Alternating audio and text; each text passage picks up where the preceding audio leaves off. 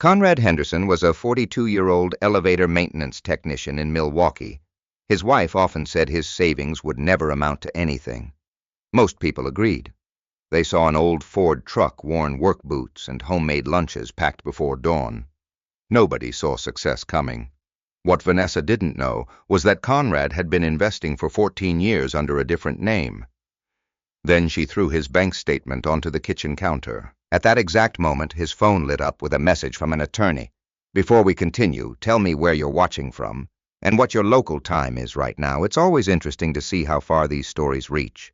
And if you enjoy stories about quiet strength patients and unexpected comebacks, be sure to subscribe so you don't miss the next chapter." The bank statement remained on the kitchen counter long after Vanessa walked away. Conrad Henderson looked down at it without touching it. The paper showed exactly what Vanessa wanted it to show: a checking account, a modest savings account, routine deposits from Milwaukee elevator services. Nothing impressive, nothing that looked like success, nothing that could silence the comments she had been making for the last 2 years. From the hallway came the sound of cabinet doors closing harder than necessary. Vanessa was angry again. Not because they were struggling. They weren't. The mortgage was current. The utilities were paid. There was food in the refrigerator. Neither of them carried credit card debt. The problem was different. Vanessa had started measuring life against other people's lives, and she was losing that comparison. Their house sat in Wauwatosa, just west of downtown Milwaukee. It was a clean 3-bedroom home on a quiet street lined with maple trees. Children rode bicycles there during summer. Retired couples walked dogs after dinner. 10 years earlier, Vanessa had loved the neighborhood. Now she called it temporary. Every few weeks she found a new luxury property listing and left it open on her tablet. Lakefront condos, executive homes, private docks, marble kitchens, infinity pools, things that seemed to matter more and more. Conrad understood the pattern. He noticed everything. He always had. That evening was no different. At 6:30, Vanessa's guests began arriving. 3 fellow real estate agents, a mortgage broker, a property photographer, people she regularly worked with. Conrad greeted each one politely. He took coats, offered drinks, asked about families. Then he moved quietly into the background. The dinner table quickly became a conversation about money, commission checks, luxury listings, investment opportunities, people flipping houses, people making fortunes. At least that was how the stories sounded. Conrad listened while carrying plates from the kitchen. Many of the numbers being discussed were exaggerated. Some were impossible. But he never interrupted. Across the table, Vanessa laughed. "You know what's funny?" she said. Everyone looked at her. "My husband still thinks saving money is a financial strategy." A few guests smiled awkwardly. Conrad continued setting down dishes. Vanessa pointed toward him. "Seriously, he still gets excited over a savings account." The mortgage broker chuckled. One of the agents looked uncomfortable. Conrad kept his expression neutral. Years earlier, he might have responded. Not anymore. Experience had taught him something. People often revealed more about themselves when nobody argued with them. Vanessa took a sip of wine. "I keep telling him, you can't save your way to wealth." Another round of laughter. Small, polite, forced. Conrad noticed all of it. He noticed the agent who avoided eye contact. He noticed the photographer staring at his plate. He noticed the broker suddenly becoming interested in his phone. Nobody seemed eager to join the joke, yet Vanessa continued, "Maybe when we're 80, we'll finally have enough for a vacation." More laughter. Conrad carried an empty serving bowl back into the kitchen. The conversation continued behind him. By now, the comments barely surprised him. What surprised him was how comfortable she had become saying them publicly. That had not always been true. When they married 12 years earlier, Vanessa admired his discipline. She admired his reliability. She admired the fact that he showed up every day and did what he said he would do. Back then, she called it strength. Now she called it lack of ambition. The words had changed. The man had not. After dinner ended, guests moved into the living room. Conrad remained in the kitchen. The dishwasher hummed softly. Warm water ran over his hands. A stack of plates slowly disappeared. He preferred this space, quiet, predictable, no performance required. Through the doorway, he could hear Vanessa telling another story. This one involved a real estate developer who had recently purchased a vacation property in Scottsdale. The story grew larger each time she told it. Conrad dried a plate, hung the towel, checked the clock, 8:47. A few minutes later, his phone vibrated. Once, then again. He removed it from his pocket. The sender was familiar. Rebecca Sloan. The attorney had represented several investors connected to a trust Conrad controlled. She rarely contacted him directly unless something important happened. Conrad opened the message. The kitchen suddenly felt smaller. Not because of excitement, because of what the message implied. The process had moved faster than expected. For months there had been rumors, private meetings, confidential reviews, acquisition discussions, nothing official, until now.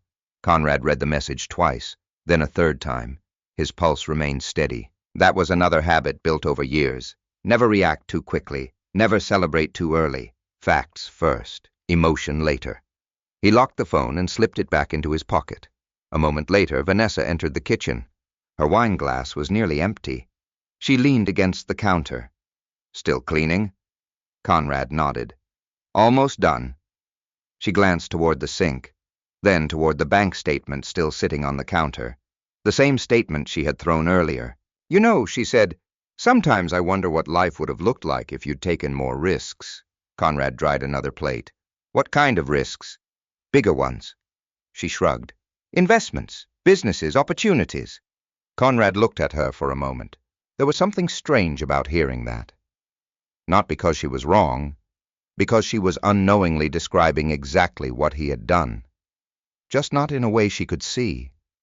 The old truck, the work boots, the packed lunches, those things had become evidence in her mind, evidence that no real success existed. She never asked what happened behind the scenes, she assumed, and assumptions had slowly become certainty.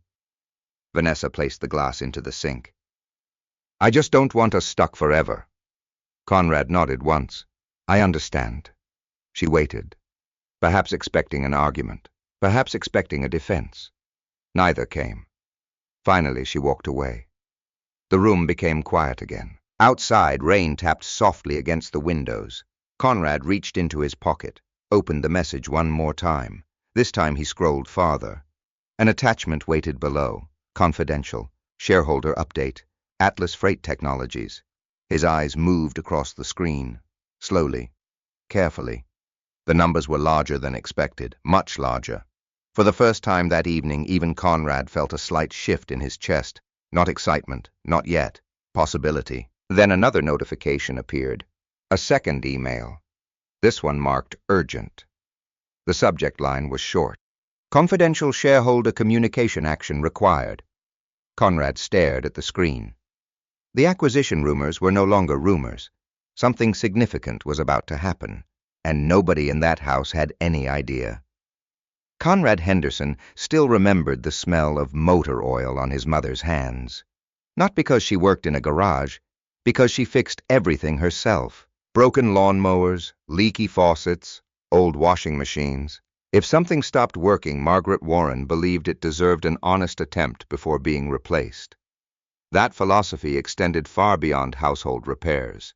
It shaped how she viewed money. When Conrad was 10 years old, she showed him a small notebook she kept hidden inside a kitchen drawer. The cover was worn. The pages were filled with numbers. Conrad had assumed it was a list of bills. It wasn't. It was an investment ledger. Every month, Margaret recorded where she placed a small portion of her paycheck. $20, $30, sometimes $50, rarely more. Conrad remembered asking why she bothered with such small amounts. Margaret had smiled. Because money likes time more than it likes attention. At 10 years old, he hadn't understood. At 42, he never forgot it. His father had left when Conrad was young. There was no inheritance waiting. No wealthy relatives. No trust fund. Margaret worked as an administrative assistant for a manufacturing company outside Milwaukee. She earned enough to survive, not enough to impress anyone, but she was disciplined, relentlessly disciplined. While neighbors bought new cars every few years, she drove the same Buick for nearly 15. While co-workers financed expensive furniture, she paid cash or waited. While others chased quick returns, she invested patiently. Over decades, those choices accumulated. Not dramatically, not visibly, but steadily. When Conrad graduated high school, she gave him a book, The Intelligent Investor. The pages were already marked with notes, margins filled with underlined passages. He still owned it. The book sat inside a locked cabinet in his home office. Vanessa had probably walked past it hundreds of times. She had never opened it. Years later, Conrad enrolled at Milwaukee Area Technical College. He worked during the day, studied at night, earned certifications, learned elevator systems, learned maintenance operations, learned how buildings worked behind walls people never noticed. At the same time, he began studying something else: markets, balance sheets, cash flow statements, industrial infrastructure, transportation networks, warehousing, supply chains, subjects most people found boring. Conrad found them fascinating because, unlike trends, they solved real problems. Real problems created lasting value. Margaret died when Conrad was 28, a heart attack, unexpected, fast, brutal. The kind of event that divided life into before and after. The funeral took place on a gray October morning. Rain covered the cemetery outside Milwaukee. Few people attended. Margaret had lived quietly. The service lasted less than an hour. Afterward, an attorney handed Conrad a folder. Inside were the final documents. Margaret had not left much, at least not by ordinary standards. A modest home, several investment accounts, savings accumulated over decades. Total value approximately $168,000. To many people, that amount would have seemed insignificant. To Conrad, it felt enormous. Not because of the number, because of what it represented. A lifetime of discipline, a lifetime of sacrifice, a lifetime of saying no when yes would have been easier. Several months later, Conrad made a decision. Instead of placing the inheritance directly under his own name, he established a legal investment structure, Warren Legacy Trust, named after his mother's family, named after the person who built the foundation. The process was simple, legal, properly documented, properly taxed, properly reported, nothing secretive, nothing deceptive. The trust existed for one purpose: long-term growth. Conrad became its trustee. From that point forward, every major investment flowed through it. He purchased shares of industrial rates, railroad infrastructure funds, warehouse operators, freight transportation companies, slow industries, unexciting industries, profitable industries. Years passed. The trust grew. Not every decision worked. Some investments lost money. Some failed entirely. Conrad accepted those losses because investing wasn't about being right every time. It was about being right often enough. Then came 2012. A small logistics software company appeared on his radar. The company was called Atlas Freight Technologies. At the time, almost nobody paid attention to it. Annual revenue was modest. Market share was limited. Analysts ignored it. Conrad didn't. He spent 3 weekends reading financial reports, studying customer retention, examining shipping forecasts, evaluating leadership. The company solved a problem that mattered. He invested, not a fortune, just enough to matter if he proved correct. Years later, he invested again, then again, then again. Whenever opportunities appeared, whenever valuations made sense, patiently, methodically, quietly. Atlas continued growing, not explosively, consistently. Its software improved logistics efficiency for freight operators throughout North America. New contracts arrived, revenue expanded, distribution centers adopted its systems, warehouses integrated its platforms. The business became increasingly valuable. Conrad never talked about it. There was no reason to.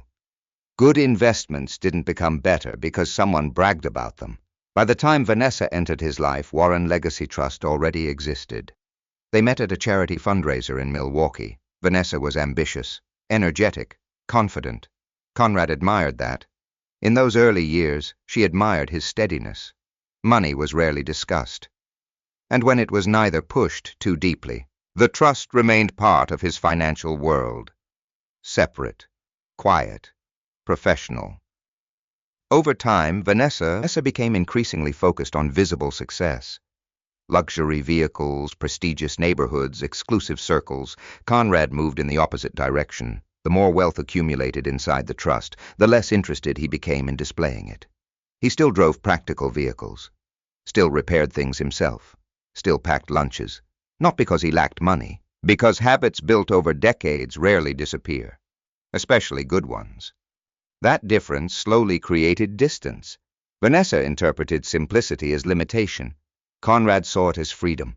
Neither fully understood how far apart those views had become. Late that night, after reading Rebecca Sloane's message, Conrad sat alone in his home office.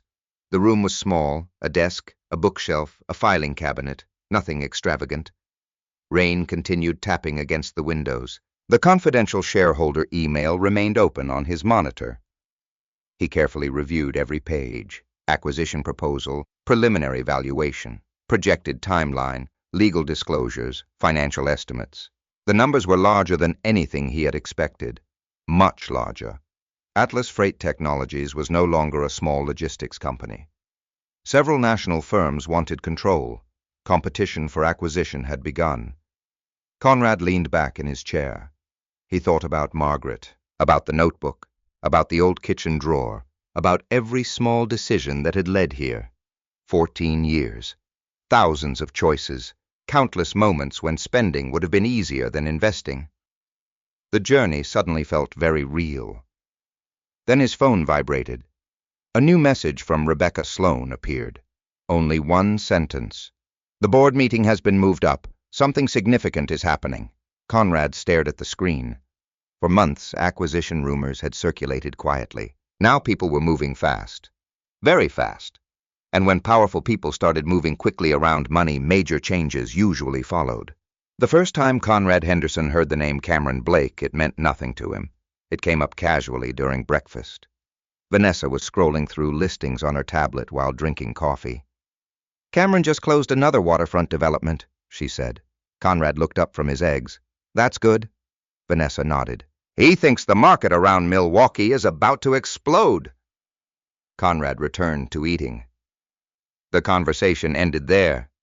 At the time, Cameron Blake was simply another real estate developer, another ambitious businessman chasing larger projects, nothing more. Over the next several months, however, the name kept appearing. At dinner, on phone calls, in conversations after work. In stories Vanessa told her friends, Cameron Blake, again and again. Conrad never asked many questions. That wasn't his nature, but he listened. And the more he listened, the more he noticed a change. Not in Cameron, in Vanessa. Success had always mattered to her. Now it seemed to dominate every conversation. One Saturday morning, she stood in the garage, staring at Conrad's truck. The old Ford F-150 had nearly 200,000 miles on it. The paint had faded. A small dent sat near the rear wheel. The vehicle wasn't attractive, but it was reliable. Conrad maintained it carefully. Vanessa folded her arms. "You know what Cameron drives?" Conrad closed the toolbox. "No." "A new Range Rover." Conrad shrugged. "Good for him." Vanessa looked annoyed by the answer. "You don't ever want something better?" Conrad considered the question. He looked at the truck. It started every morning. Never missed a payment because it was paid off. Never surprised him with ridiculous repair bills. It did exactly what he needed. "Better at what?" he asked. Vanessa sighed. "That's exactly what I mean." Conrad didn't respond, because he understood something she did not. A person can spend their entire life upgrading things that don't improve their life. Cars, watches, clothes, addresses, the upgrades never end. The satisfaction never lasts. Inside the house, Vanessa continued talking. She had become increasingly fascinated by people who looked wealthy. Not necessarily wealthy, just people who looked wealthy. Developers, investors, luxury brokers, business owners, social media entrepreneurs, people who photographed their success constantly. Conrad rarely appeared in those conversations. His life wasn't visually impressive. He spent weekdays inside elevator shafts. He came home dirty. His boots carried dust. His hands carried grease. Nothing about that looked glamorous. Yet every morning before sunrise, he quietly added value to buildings used by thousands of people. Conrad respected that work. Vanessa no longer seemed to. Several weeks later, she invited him to a networking event at a downtown Milwaukee hotel. The ballroom overlooked Lake Michigan. Crystal chandeliers hung from the ceiling. Servers carried trays of expensive appetizers. Luxury developers mingled with investors. Real estate agents exchanged business cards. Conrad attended because Vanessa asked him to, not because he enjoyed events like this. He wore a navy suit, simple, well-fitted, nothing flashy. Within minutes, he noticed a familiar pattern. Many conversations revolved around appearances. People discussing deals they hadn't closed, properties they didn't own, connections they barely possessed. The room was full of confidence. Whether that confidence was earned remained unclear. Vanessa, however, seemed energized. She moved easily through the crowd, laughing, networking, introducing herself, building relationships. Conrad admired that skill. It wasn't one he naturally possessed.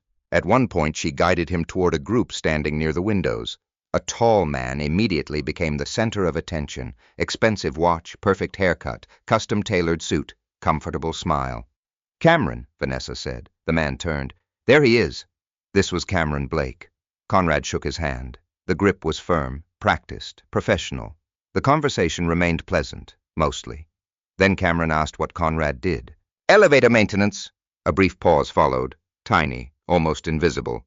But Conrad noticed it, the same pause he had seen many times before, the pause where someone recalculated a person's value based solely on occupation. "That's important work," Cameron said politely. Conrad nodded. "It keeps buildings moving." A few people laughed. The conversation quickly shifted elsewhere. Luxury developments, investor partnerships, expansion plans, million-dollar projects. Conrad listened quietly, observing, as always. An hour later, he stood alone near the refreshment table while Vanessa spoke with Cameron. Across the room, they appeared completely engaged, animated, excited, comfortable. Conrad watched without jealousy. But he noticed something. Vanessa smiled differently around Cameron. Not romantically, not yet, but aspirationally. She admired him, perhaps more than she realized, because Cameron represented the life she wanted. Visible success, visible wealth, visible influence. The drive home was quiet, until Vanessa finally spoke. "You could have participated more." Conrad kept his eyes on the road. "I participated. You stood there." "I listened." She shook her head. "That's the problem." Conrad already knew where the conversation was heading. "It always has to be bigger with you." "What does that mean?" "You never talk about growth." "I do." "No." She looked out the window. "You talk about maintenance." The statement lingered in the truck. Maintenance, as if it were an insult, as if preserving value somehow mattered less than chasing it. Conrad drove the rest of the way home in silence, because arguing wouldn't change anything. The deeper issue wasn't money. The deeper issue was perception. Vanessa had begun viewing life through a different lens, a lens where external signals mattered more than underlying reality. The following Tuesday, something unusual happened. Conrad attended a quarterly review meeting involving several trust investments. Most meetings were routine. This one wasn't. A packet of documents arrived electronically before the meeting. Dozens of pages, financial summaries, project evaluations, funding structures. Conrad reviewed them during lunch. Halfway through the packet, he stopped, then went back and read a page again. A familiar name appeared. Lakefront Heights Development. Developer Cameron Blake Holdings. Conrad studied the details. The project involved luxury residential construction near Milwaukee's waterfront district. Large, ambitious, expensive. None of that surprised him. What surprised him was the financing. The project's capital structure included multiple investment entities. One of those entities shared connections with a broader investment network that included Warren Legacy Trust. Indirectly, legally, several layers removed, but connected nonetheless. Conrad leaned back in his chair. Interesting, very interesting. He continued reading. The connection was minor for now, nothing dramatic, nothing actionable, but it existed. For the first time, Cameron Blake was no longer just a name. Now he appeared inside real financial documents, documents connected to money, real money, not networking event money, not social media money, actual capital. That evening, Conrad arrived home shortly after 6. Vanessa was speaking on the phone, laughing, excited. She barely noticed him enter. Conrad carried groceries into the kitchen, put everything away, prepared dinner. Half an hour later, she finally ended the call. Cameron thinks Lakefront Heights could double in value before completion. Conrad looked up. Does he? Vanessa smiled. He thinks big. Conrad nodded slowly. Then Vanessa said something that remained with him long after the conversation ended. I need people around me who think bigger. People, not projects, not ideas, people. Conrad heard the distinction immediately. He simply didn't respond. Later that night, he sat alone in his office reviewing the financial packet again. His eyes returned to the same pages, the same names, the same funding structure, the same development. Outside rain moved across Milwaukee's streets. Inside, Conrad quietly connected pieces, not conclusions. Pieces, because conclusions required evidence, and evidence always took time. Then another email arrived. A revised meeting notice regarding Atlas Freight Technologies. The schedule had changed again. Everything was accelerating. And for the second time in a single week, Conrad had the feeling that several separate paths were beginning to move toward the same destination. He just didn't know what that destination would look like yet. The invitation arrived 3 days later. Harbor House, Friday evening, 7 o'clock. Vanessa didn't send it as a calendar invite. She didn't even mention it during breakfast. Instead, Conrad found a handwritten note on the kitchen counter before leaving for work. Dinner, Harbor House. We need to talk. Nothing else, no heart emoji, no explanation, no signature. Conrad read the note once and slipped it into his pocket. Throughout the day, he repaired elevator systems across downtown Milwaukee, a medical office near North Water Street, an apartment building close to Brady Street, a commercial property overlooking the Milwaukee River. He worked exactly as he always did, methodical, precise, focused. Yet beneath that calm routine, he understood what the note probably meant. For months, small warning signs had been accumulating, dismissive comments, increasing distance, conversations that felt more like evaluations than discussions. The marriage had not collapsed overnight. It had been eroding slowly, like metal exposed to weather. Small damage, repeated damage, until eventually the structure weakened. At 6:45, Conrad parked outside Harbor House. The restaurant sat along Lake Michigan, known for its seafood and panoramic views. Large windows overlooked dark water. The city lights reflected against the lake, elegant, expensive. Exactly the kind of place Vanessa preferred lately. Conrad entered. The hostess immediately recognized the reservation. Mr. Henderson, your party is already here. Party. Not wife. Party. Conrad noticed the wording, a small detail, but details mattered. He followed her through the dining room. Then he saw Vanessa. She sat near the window, perfectly dressed. Navy designer dress, gold jewelry, hair carefully styled, everything deliberate, everything polished. Conrad approached the table. Vanessa offered a polite smile, not a warm smile, a professional smile, the kind real estate agents used during negotiations. Conrad sat down. For a moment, neither spoke. The waiter arrived. Water glasses were filled. Menus were offered. Neither opened them. The waiter sensed the atmosphere immediately. I'll give you a few minutes. Then he disappeared. Vanessa folded her hands. Conrad waited. Finally, she exhaled. I've been thinking about this for a long time. Conrad said nothing. I don't think we're moving in the same direction anymore. Outside the window, waves rolled against the shoreline. Inside the restaurant remained comfortably busy. People laughed, glasses clinked, life continued. Conrad listened. Vanessa continued. We want different things. The statement felt rehearsed, not dishonest, just practiced, as though she had repeated it several times before arriving. Conrad nodded once. What things? Vanessa seemed relieved he wasn't arguing. A different future. What kind of future? She hesitated, then spoke more directly. A bigger one. There it was again. Bigger. The word had become her favorite measurement. Bigger houses, bigger projects, bigger lifestyles, bigger people. Conrad leaned back slightly. And you think I can't give you that? Vanessa looked away toward the lake, then back at him. I think you've already decided what your life is going to be. The answer revealed more than she intended, because Conrad knew something she didn't. His future had changed dramatically in the last week. She simply hadn't noticed. The waiter returned. Orders were taken. Neither cared much about food. The meal became background noise.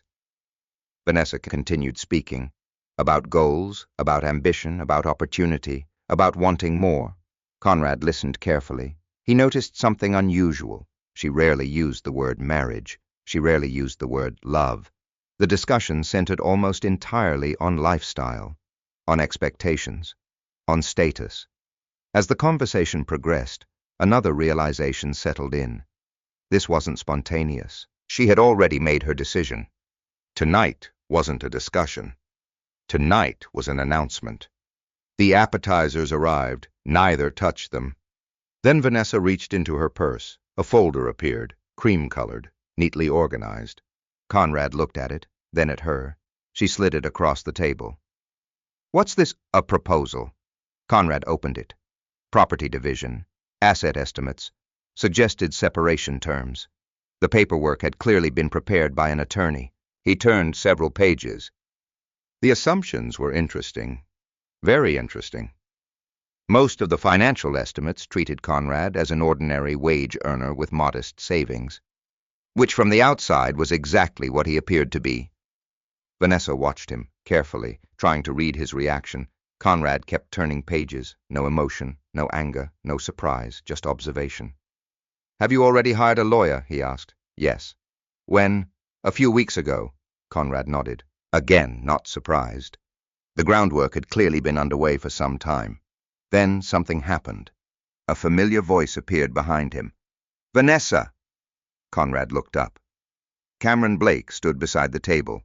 Perfect suit, perfect smile, perfect timing. Too perfect.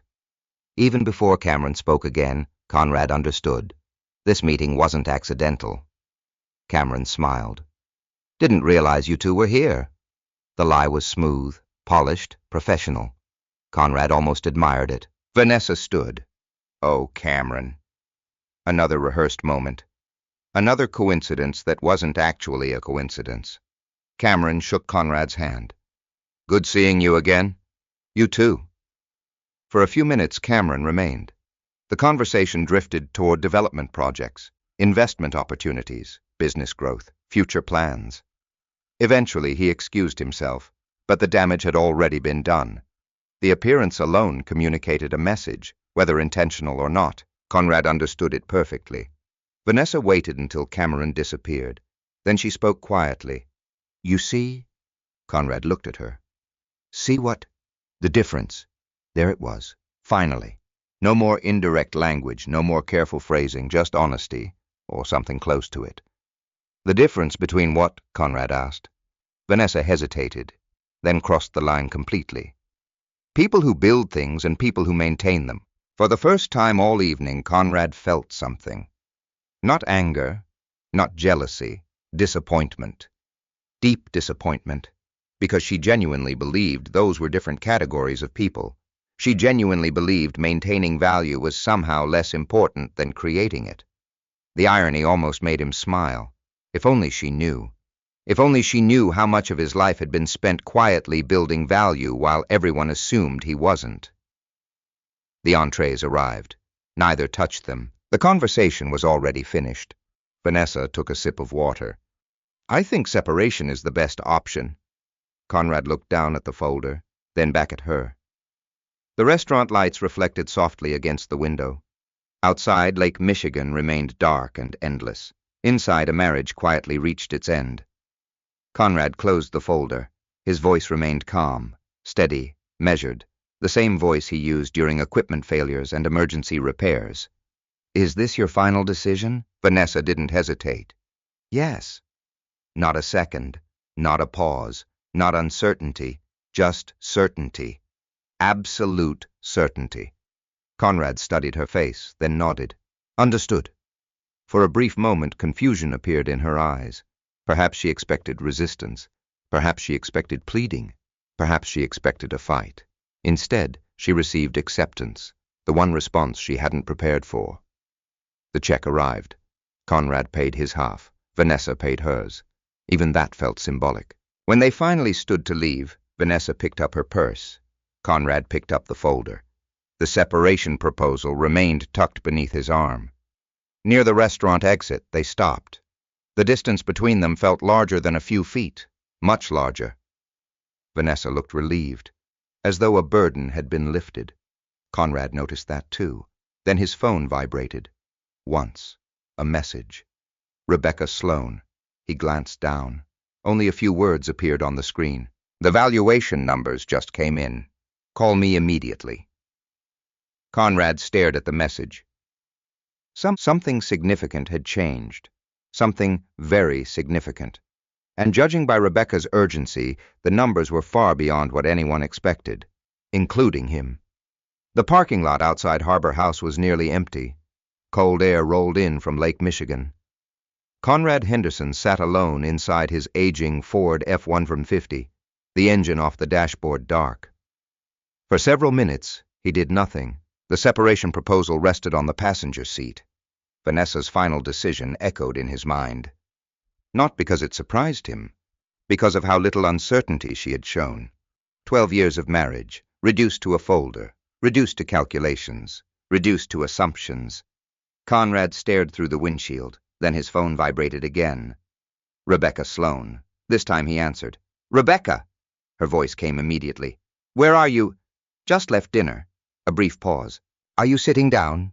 Conrad almost smiled. "I'm in my truck." "Good." That single word told him enough. Rebecca was one of the most measured people he knew. She didn't dramatize. She didn't exaggerate. If she sounded cautious, there was a reason. Conrad looked toward the lake. "Tell me." Paper shuffled on the other end. Several pages, several documents, several numbers. Then Rebecca spoke. "The final acquisition valuation came in tonight." Conrad remained silent. "The board approved preliminary terms." More silence. Rebecca continued. "Atlas Freight Technologies is being acquired by Summit Logistics Group." Conrad had expected that possibility. Several buyers had expressed interest. The acquisition itself wasn't surprising. The valuation was what mattered. "What number?" he asked. Rebecca exhaled. "The final enterprise valuation is approximately $2.3 billion. The truck suddenly felt very quiet, not because Conrad was shocked, because his mind immediately started calculating. Ownership percentages, preferred shares, trust holdings, tax implications, distribution structures. Years of investing had trained him to think that way. Rebecca knew it, which was why she continued before he could ask. "Based on Warren Legacy Trust's current position, your estimated proceeds are significantly higher than previous projections." Conrad stared through the windshield. Traffic lights glowed in the distance. A bus passed along Lincoln Memorial Drive. Normal life continued. Yet something extraordinary had just happened. 14 years of patient investing, 14 years of reinvesting, 14 years of saying no when spending would have been easier. And now the result sat inside a stack of legal documents. "How much?" Conrad asked. Another pause. Rebecca chose her words carefully. After adjustments before taxes were currently estimating low 8 figures. Conrad closed his eyes briefly. Not celebration, not disbelief, reflection. He immediately thought of Margaret Warren, the kitchen notebook, the $20 deposits, the discipline, the sacrifice, all of it. Rebecca kept talking. "We won't know final distributions until closing." "I understand." "But Conrad," her tone changed, more serious now. "You need to start preparing." "For what?" "The divorce." There it was. The second reality, the one that mattered immediately. Conrad looked toward the folder on the passenger seat, Vanessa's proposal, prepared under the assumption that he possessed very little. Rebecca continued. "If she files soon, discovery will become an issue. Everything is legal." "I know. Everything is documented." "I know. Everything is reported." "I know." Rebecca's voice remained calm. "That isn't the problem." Conrad understood. The problem wasn't legality. The problem was complexity. People often feared what they didn't understand. And Warren Legacy Trust was not simple. Years of investments, layered entities, partnership structures, private holdings, public securities, everything legitimate, but not simple. Rebecca continued. You need representation immediately. Conrad nodded, even though she couldn't see him. Will you take the case? Already cleared my schedule. For the first time that night, Conrad felt genuine relief. Rebecca Sloan was meticulous. She believed in records, facts, documentation. Exactly the kind of lawyer he preferred. What do you need from me? He asked. Everything. Conrad smiled faintly. That answer sounded like Rebecca. She didn't want summaries. She wanted evidence. The call lasted another 40 minutes. Account records, trust agreements, historical filings, investment statements, property documents, board communications, tax records, everything. By the time the conversation ended, the parking lot was almost empty. Conrad finally started the truck. The engine rumbled to life, reliable as always. He drove home through quiet Milwaukee streets. The city looked different tonight. Not because it had changed, because his future had. Yet surprisingly, the dominant emotion wasn't excitement. It was caution. Money solved many problems, but it also attracted new ones, especially during divorce, especially when people suddenly discovered it existed. When Conrad arrived home, the house was dark. Vanessa's car wasn't in the driveway. He wasn't surprised. He entered quietly, placed the separation proposal on his kitchen counter, removed his jacket, then walked into his office. For nearly 3 hours he worked, not on investments, not on Atlas freight, on organization. Boxes emerged from storage shelves, files were sorted, documents were scanned, spreadsheets were updated, chronologies were created. Conrad had always kept records. Now, those records mattered. By midnight, stacks of paperwork covered the desk. Mortgage statements, insurance payments, property taxes, household repairs, utility records, retirement contributions, everything. Years of evidence, years of history, years of truth. He worked until nearly 2 in the morning. Only then did he finally stop. Before going to bed, he checked his phone one last time. A new email had arrived. The sender immediately caught his attention. Trevor Mills, attorney at law. Conrad opened it. Professional language, formal tone, expected content. Trevor Mills officially represented Vanessa Henderson. The separation process had already begun. Conrad stared at the screen. So she had moved faster than expected, much faster. The attorney had likely been retained weeks earlier, perhaps months. The realization didn't hurt, not anymore. Instead, it clarified things. Vanessa hadn't made a sudden decision. She had made a calculated one. The next morning, Conrad woke before sunrise, as always. Coffee, shower, work boots, lunch container, routine. The same routine Vanessa mocked. The same routine that had quietly built a fortune. At 6:25, he stepped outside. Morning frost covered the grass. The neighborhood remained asleep. As he opened the truck door, he noticed movement across the street. Mrs. Donnelly, a retired schoolteacher, walking her golden retriever. She waved. Conrad waved back. A simple interaction. Normal, ordinary. She saw a hardworking maintenance technician heading to work. Nothing more. Nobody looking at Conrad that morning would have guessed what had happened the night before.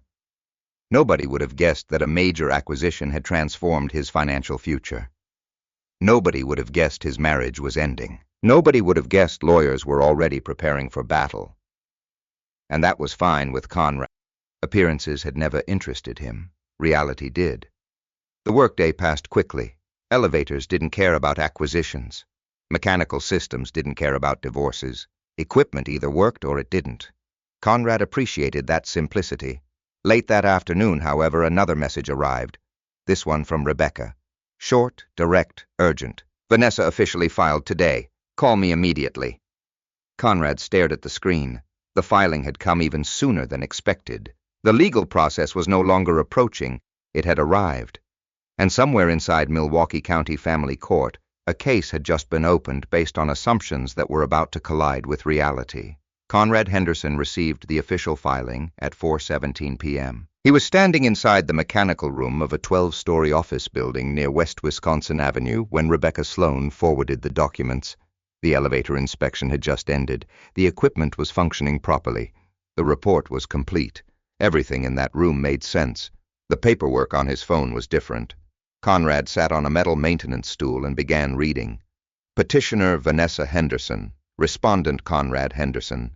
12 years reduced to legal language. Page after page, claims, requests, financial assumptions, proposed asset division. Conrad read every word, twice, then a third time. Not because the documents were complicated, because details mattered. They always mattered. Several statements immediately stood out.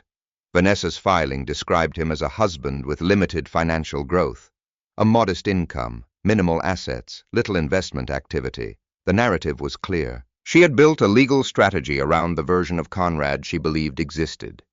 The version everyone saw.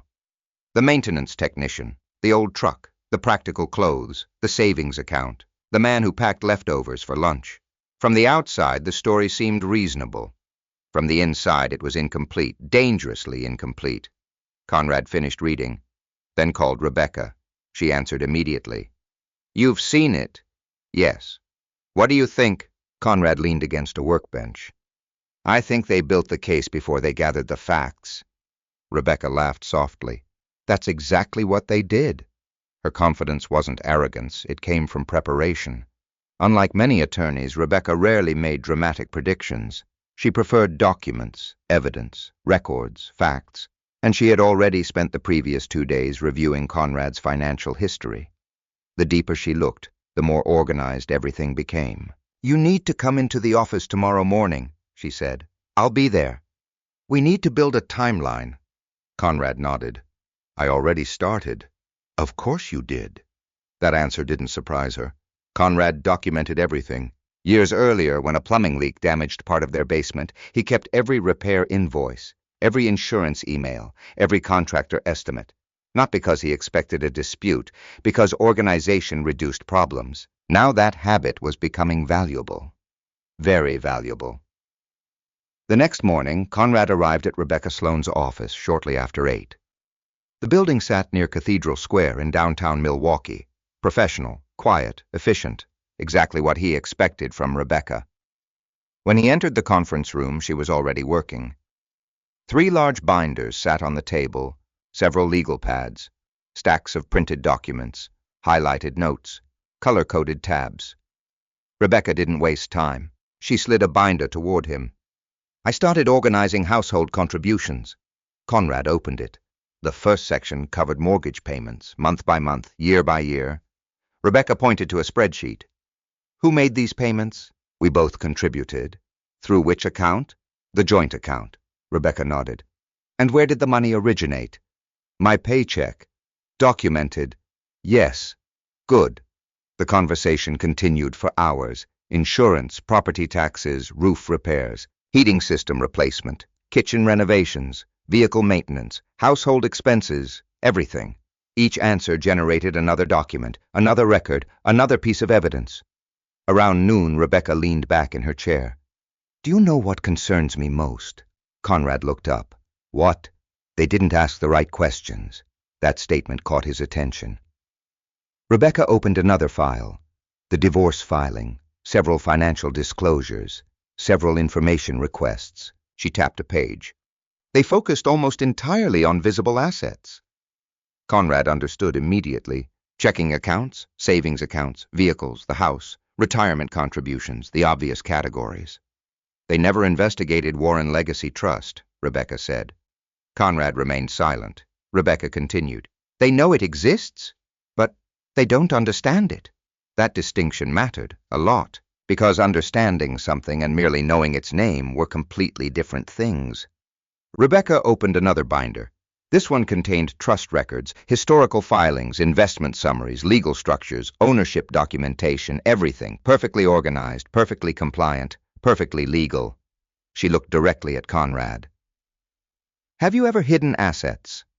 "No." "Have you ever misrepresented assets?" "No." "Failed to disclose taxable income?" "No." "Used offshore structures?" "No," Rebecca smiled. "Good." Then she closed the binder. "Because we're not going to play games." Conrad appreciated that. He hated games, especially legal games. Too many people treated courtrooms like battlefields. Rebecca treated them like places where facts eventually surfaced. The difference mattered.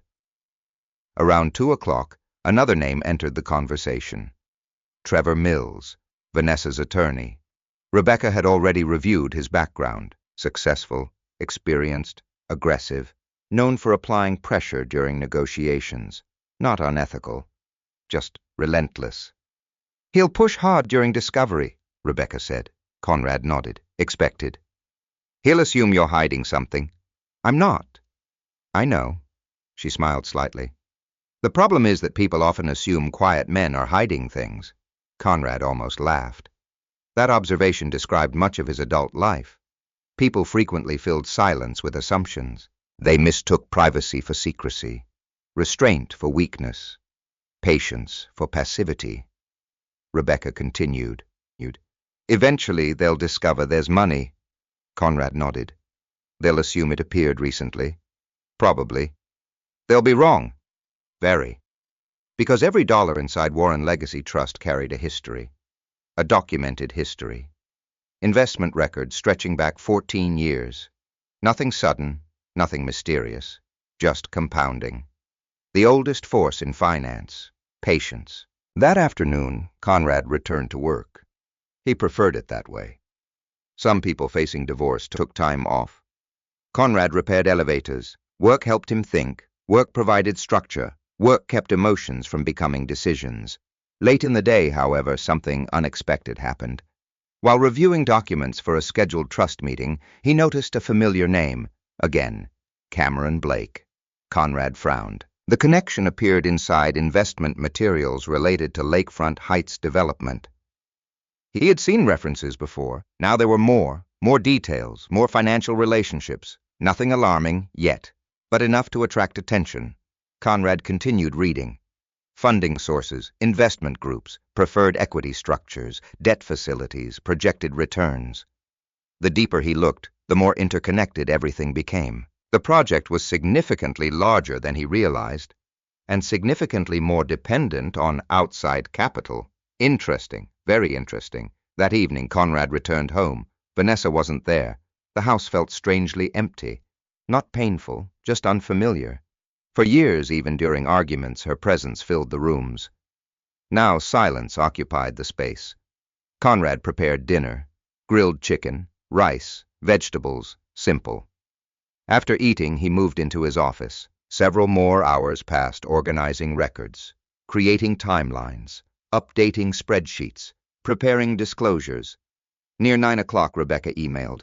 The subject line contained only 3 words: "They're looking wrong." Conrad opened the message. Inside was a brief summary. Trevor Mills had already submitted preliminary requests: bank accounts, income statements, savings records, retirement accounts, traditional searches, traditional assumptions. Rebecca's final sentence stood alone at the bottom. "They're searching for a secret account. They haven't realized the truth is much larger than that." Conrad stared at the screen. She was right. They expected hidden cash, a concealed bank balance, a secret stash, something simple. Instead, the reality involved 14 years of disciplined investing, corporate acquisitions, trust structures, shareholder rights, and a fortune built so slowly that almost nobody noticed it forming. Conrad closed the laptop. Outside darkness settled over Milwaukee. Somewhere across the city, Vanessa probably believed she understood exactly who her husband was, exactly what he owned, exactly what the divorce would look like. The court filing reflected that confidence. The attorney's strategy reflected that confidence. Even Cameron Blake likely reflected that confidence. But confidence built on assumptions rarely survives contact with evidence. And evidence was exactly what Conrad Henderson had spent years collecting. The discovery phase began 3 weeks later. By then, most of Milwaukee had settled into early autumn. Leaves gathered along sidewalks, morning temperatures dropped into the 40s, and inside conference rooms across the city, attorneys began asking questions. Lots of questions. For Conrad Henderson, discovery felt less like a legal battle and more like an audit. Every account, every document, every financial record, everything placed under a microscope. That didn't bother him, because Conrad had never built his life around secrecy. He built it around documentation. Rebecca Sloane had prepared him well. Every request from Trevor Mills arrived organized. Every response left Rebecca's office equally organized, professional, precise, complete. No games, no delays, no missing records.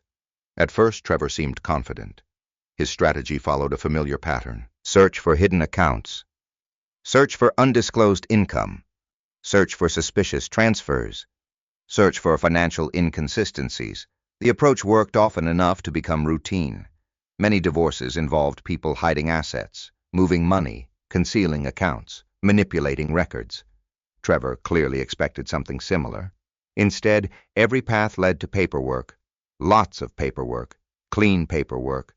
The first major discovery meeting took place in a downtown Milwaukee office tower. Conrad sat beside Rebecca. Across the table sat Trevor Mills, 2 associates. Several boxes of documents, several laptops, several legal pads. Professional smiles filled the room. Nobody appeared hostile. Nobody needed to. Discovery wasn't about emotion. It was about information. Trevor opened the meeting. "Mr. Henderson, we'd like clarification regarding several financial accounts." "Of course." The questions began. Checking accounts, savings accounts, retirement plans, employment records, tax filings, Conrad answered calmly. The answers remained consistent because the facts remained consistent. Hours passed. Trevor grew increasingly frustrated, not visibly, but Conrad noticed subtle signs, longer pauses, repeated questions, slight changes in tone. The problem was simple. Nothing suspicious existed. Every document matched. Every statement matched. Every record matched. The story remained the same no matter where Trevor looked. By mid-afternoon, Trevor shifted directions. "Let's discuss investment activity." Conrad looked toward Rebecca. She nodded. "Proceed." Trevor opened another file. "We've identified references to Warren Legacy Trust." There it was, the first meaningful question. Conrad had expected it sooner. Rebecca spoke. "Warren Legacy Trust has been disclosed." Trevor nodded. "We'd like additional details." "Which details?" "Ownership. Mr. Henderson serves as trustee."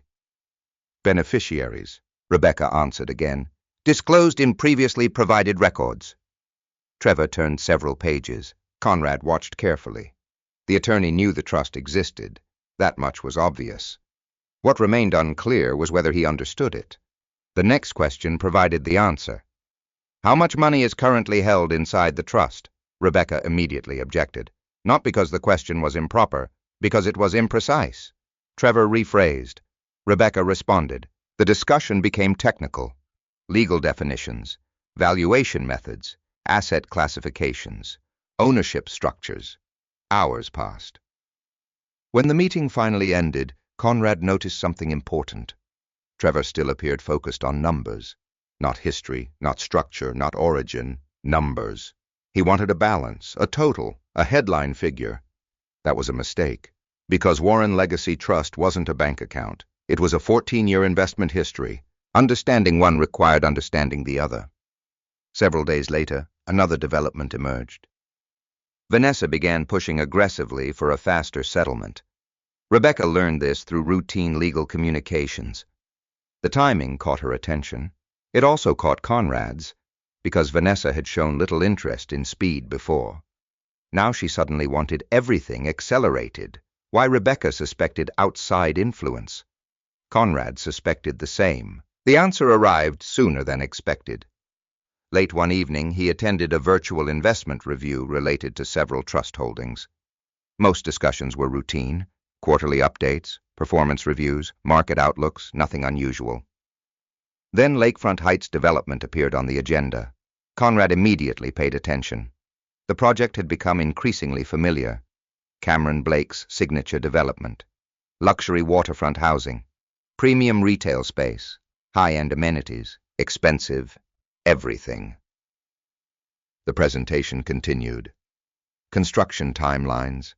Financing updates. Projected occupancy rates. Investor communications. Then a particular slide appeared. Conrad leaned closer. Funding sources. Several investment entities appeared. One name looked familiar, very familiar. He opened another document, then another, then another. The connection became clearer, not direct, but close enough. One of the funding entities supporting Lakefront Heights maintained financial relationships within a broader investment network connected to Warren Legacy Trust. Conrad sat back. Interesting. The connection remained legal, ordinary, nothing improper, yet it created an unexpected overlap. Vanessa was actively working alongside Cameron Blake. Meanwhile, portions of Cameron's financing ecosystem connected indirectly to investment groups that included Conrad's trust. The irony was remarkable.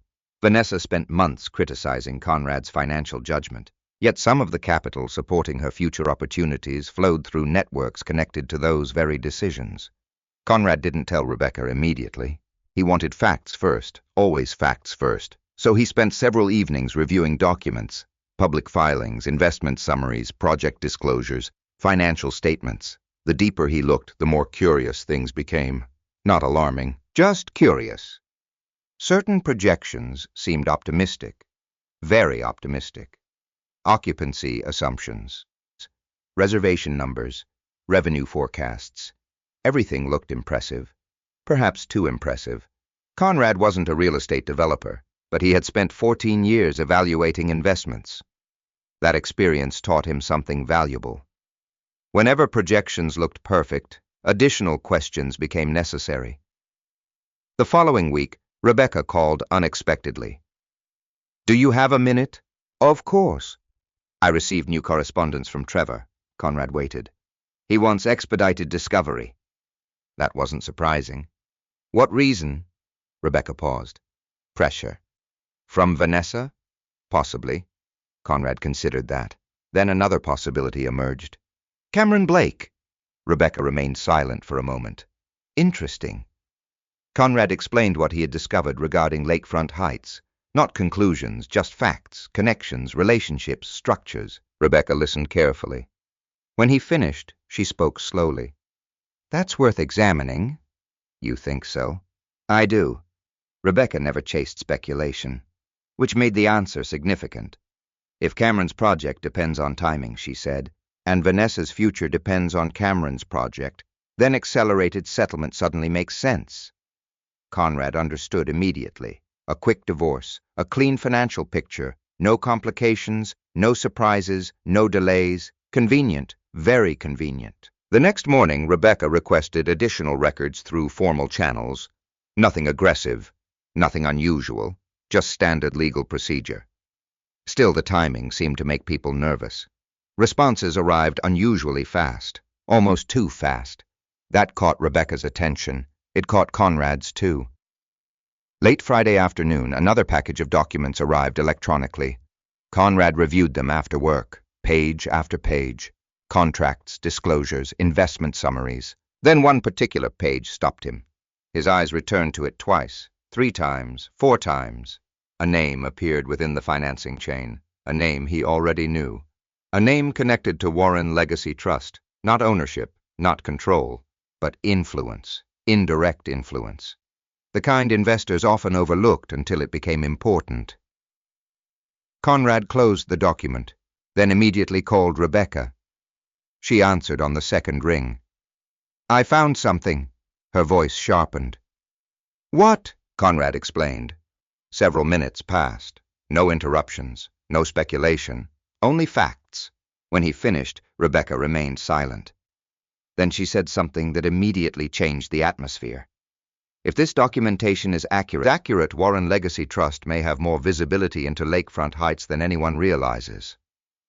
Conrad looked at the papers spread across his desk. Outside, rain tapped softly against the windows. Inside, pieces were beginning to align. The divorce, Vanessa's urgency, Cameron's project, the funding structures, the investment relationships, nothing fully connected yet. But the pattern was emerging, and for the first time, Conrad had the feeling that discovery was no longer uncovering information about him. It was beginning to uncover information about someone else. Conrad Henderson spent the next 10 days doing something he had done his entire adult life. He watched. Not passively, not lazily, carefully, patiently. Most people reacted the moment they discovered something unusual. Conrad preferred observation. Observation produced patterns. Patterns produced answers. And answers were worth far more than assumptions. Every evening after work, he sat in the small office inside the former family home. Stacks of documents covered the desk. Investment reports, financing disclosures, legal correspondence, project summaries. Most people would have found the material exhausting. Conrad found it revealing. The deeper he looked into Lakefront Heights development, the more he understood why Cameron Blake was moving so aggressively. The project wasn't simply important, it was essential. Lakefront Heights represented the largest development Cameron's company had ever attempted. Nearly 300 luxury residential units, premium retail space, private fitness facilities, underground parking, millions upon millions of dollars in projected revenue. The marketing campaign alone was enormous. Billboards, social media promotions, investor presentations, media coverage, everything projected confidence, everything projected certainty. Yet beneath those polished presentations, Conrad noticed something else: dependence. The project depended heavily on outside capital. Without continuous investor confidence, the entire structure became vulnerable. That wasn't unusual. Large developments often worked that way. What interested Conrad was something more specific: who those investors actually were. One evening, while reviewing another financing summary, he discovered a chain of relationships he had not noticed before. 3 investment entities, 2 private capital groups, 1 infrastructure fund. Individually, none appeared significant. Together, however, they formed a network that connected back to broader investment partnerships involving Warren Legacy Trust. Not ownership, not control, influence. The difference mattered a great deal, because influence often mattered more than ownership. Conrad understood that lesson years ago.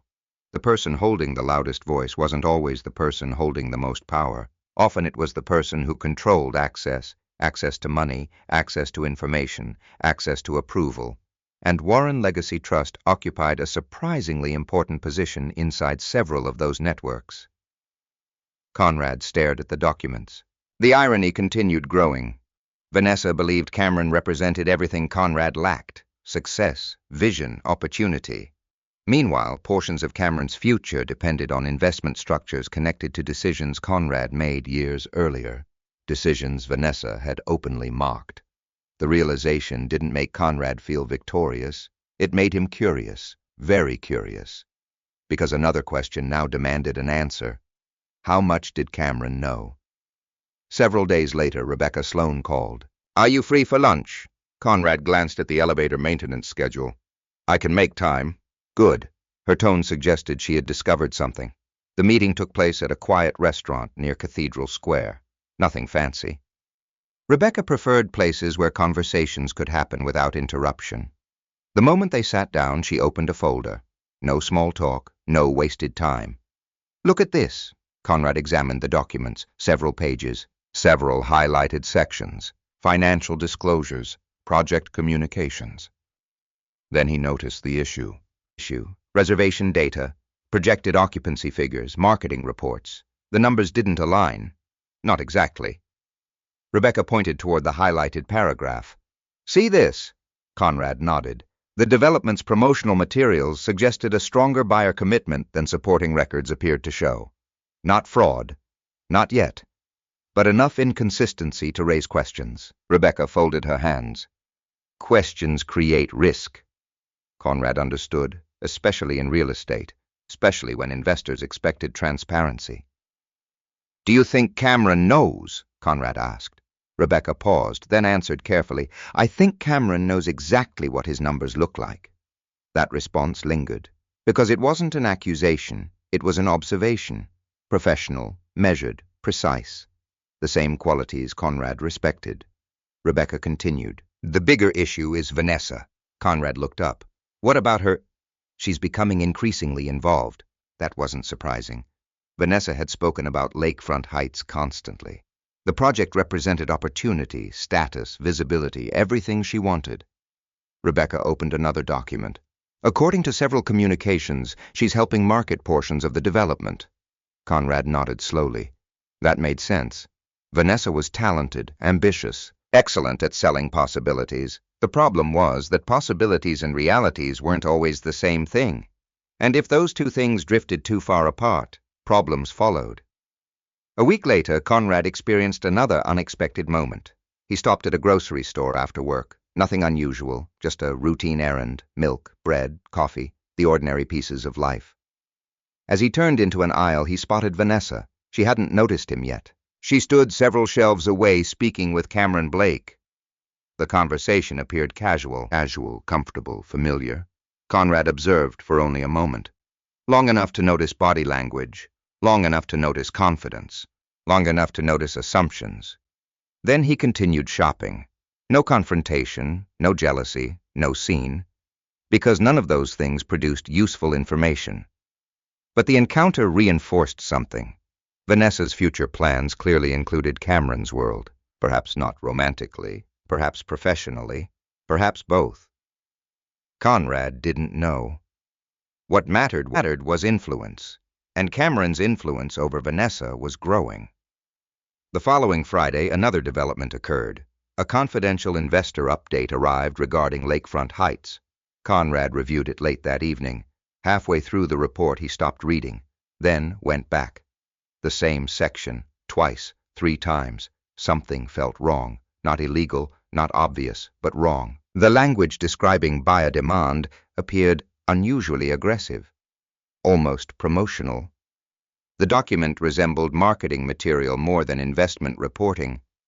That distinction immediately caught Conrad's attention. Investors paid for accuracy. Marketing existed to create excitement. The two shouldn't look identical. He forwarded the report to Rebecca. Her response arrived less than an hour later. 1 sentence. Keep everything. Conrad smiled faintly. That answer sounded exactly like her. Keep everything. Because evidence often became important long before anyone realized it. Over the next several days, additional pieces emerged: emails, presentations, updated forecasts, small details, nothing dramatic alone. Together, however, a picture began forming, and the picture raised increasingly uncomfortable questions. By early November, Rebecca requested another meeting. This one felt different, more serious, more focused. She waited until the conference room door closed before speaking. "I think we have a problem." Conrad remained calm. "What kind?" Rebecca slid a document across the table. Internal project communications. Several names appeared, including Cameron Blake. Conrad read carefully, then read again. The language wasn't criminal, it wasn't explicit, yet the message was clear. Pressure existed, significant pressure. Pressure to maintain investor enthusiasm. Pressure to accelerate commitments. Pressure to keep momentum alive. Rebecca watched him finish. "What do you think?" Conrad set the document down. "I think someone is trying very hard to keep a story alive." Rebecca nodded. "Exactly." Outside the conference room window, downtown Milwaukee moved normally. Cars, pedestrians, construction crews, ordinary life. Inside, another reality was emerging, one connected to money, influence, and assumptions. The same themes appearing throughout Conrad's divorce, because assumptions always seemed strongest right before evidence arrived. Rebecca closed the file. "There's something else." Conrad waited. "The investment network connected to Warren Legacy Trust possesses more leverage than we originally realized." That statement immediately captured his attention. "How much leverage?" Rebecca slid forward another document. This one thicker, more detailed, more important. Conrad opened it. His eyes moved across the first page, then the second, then the third. A realization slowly settled over him. Not shock, not excitement, recognition. The funding structure supporting Lakefront Heights contained a vulnerability, a significant vulnerability. And through a chain of perfectly legal investment relationships, Warren Legacy Trust occupied a position far closer to that vulnerability than anyone seemed to understand, including Cameron Blake, including Vanessa, including Trevor Mills. Conrad closed the folder slowly. Outside, the city lights reflected across the conference room glass. Inside, one thought settled firmly into place. For months, everyone assumed he was the least important person in the room. They were about to discover how wrong that assumption really was. The affidavit arrived on a Tuesday morning. Rebecca Sloan emailed it with a short note. "Read carefully. Call me afterward." Conrad opened the document during lunch. He sat alone inside the break room of a commercial office building on Milwaukee's east side. A vending machine hummed quietly in the corner. Coffee brewed somewhere down the hallway. Outside the window, snow flurries drifted through the air. Inside, Conrad read every word, slowly, methodically. The affidavit had been signed under oath by Vanessa Henderson. Page after page described the marriage, their finances, their contributions, their responsibilities. At first, the language seemed ordinary. Then Conrad reached the sections discussing him. He stopped, read again, then a third time, not because he misunderstood, because he wanted to be certain. Several statements painted a picture he barely recognized. A husband with limited financial ambition. A husband whose income played only a minor role in their progress. A husband who contributed little beyond basic employment. A husband carried financially by his wife's vision and career growth. Conrad leaned back in his chair. The break room remained quiet. The document rested in front of him. For a long moment he said nothing, not because he was angry, because he was remembering. Memory had always been one of Conrad's strengths. Specific memories surfaced immediately. Winter of 2016. The furnace failed during a cold stretch. Replacement cost $8,400. Conrad paid it. Spring of 2018. A severe storm damaged part of the roof. Insurance covered some expenses. Not all. Conrad covered the remainder. Summer of 2020. The air conditioning system collapsed. Conrad handled it. Property taxes, home insurance, vehicle repairs, appliance replacements, emergency expenses year after year, documented, recorded, verified. He wasn't remembering emotions, he was remembering invoices, dates, transactions, facts. That distinction mattered, especially now. Conrad called Rebecca. She answered immediately. "You finished reading?" "Yes." "What do you think?" Conrad looked down at the affidavit. "I think she remembers the marriage differently." Rebecca sighed. "That's one way to describe it." She paused, then continued. "The problem isn't the opinion. It's the facts." Conrad understood. People were allowed opinions, allowed interpretations, allowed feelings. The court cared about evidence. Evidence existed independently of feelings. Rebecca spoke again. "We're going to respond." "With documents." "Exactly." Nothing more needed to be said. That afternoon, Conrad returned to work. Yet the affidavit remained in his thoughts, not because it threatened him, because it revealed something deeper. Vanessa genuinely believed her version of events. She genuinely believed she had carried the marriage. Somewhere along the way, visible income had become more important than actual contribution. Recognition had become more important than responsibility. Conrad found that sad, more sad than offensive. Several days later, he sat across from Rebecca inside her conference room. A massive binder rested on the table. The thing looked large enough to stop a door. 300 pages, perhaps more. Rebecca opened it. Mortgage records. The first section alone contained years of payment histories. Every month, every transaction, every contribution, highlighted, indexed, cross-referenced. Rebecca flipped through pages, then another section. Property maintenance, then another. Insurance, then another. Tax payments, then another. Household expenses. The binder grew thicker with every page. Conrad watched quietly. Rebecca finally closed it. "Do you know what I like about evidence?" Conrad smiled slightly. "I can guess. It doesn't care who tells the better story." That answer felt very Rebecca. Simple, direct, true. The following week brought another discovery conference. Trevor Mills appeared confident as always, professional, prepared, aggressive. His reputation was well-deserved. The meeting began routinely. Questions, clarifications, requests, responses. Then Rebecca introduced the affidavit. The atmosphere changed immediately. Not dramatically, subtly, which was often more important. Rebecca started with simple facts. Nothing controversial. Mortgage payments, insurance records, property taxes, maintenance expenses. Each document supported a timeline. Each timeline supported a fact. Each fact contradicted portions of Vanessa's affidavit. Trevor responded professionally, as expected. Yet Conrad noticed something. The attorney asked fewer questions than usual. Much fewer. That mattered. because experienced attorneys asked questions when uncertainty existed. Silence often meant understanding. Hours later, after the meeting concluded, Rebecca remained unusually thoughtful. Conrad noticed. "What is it?"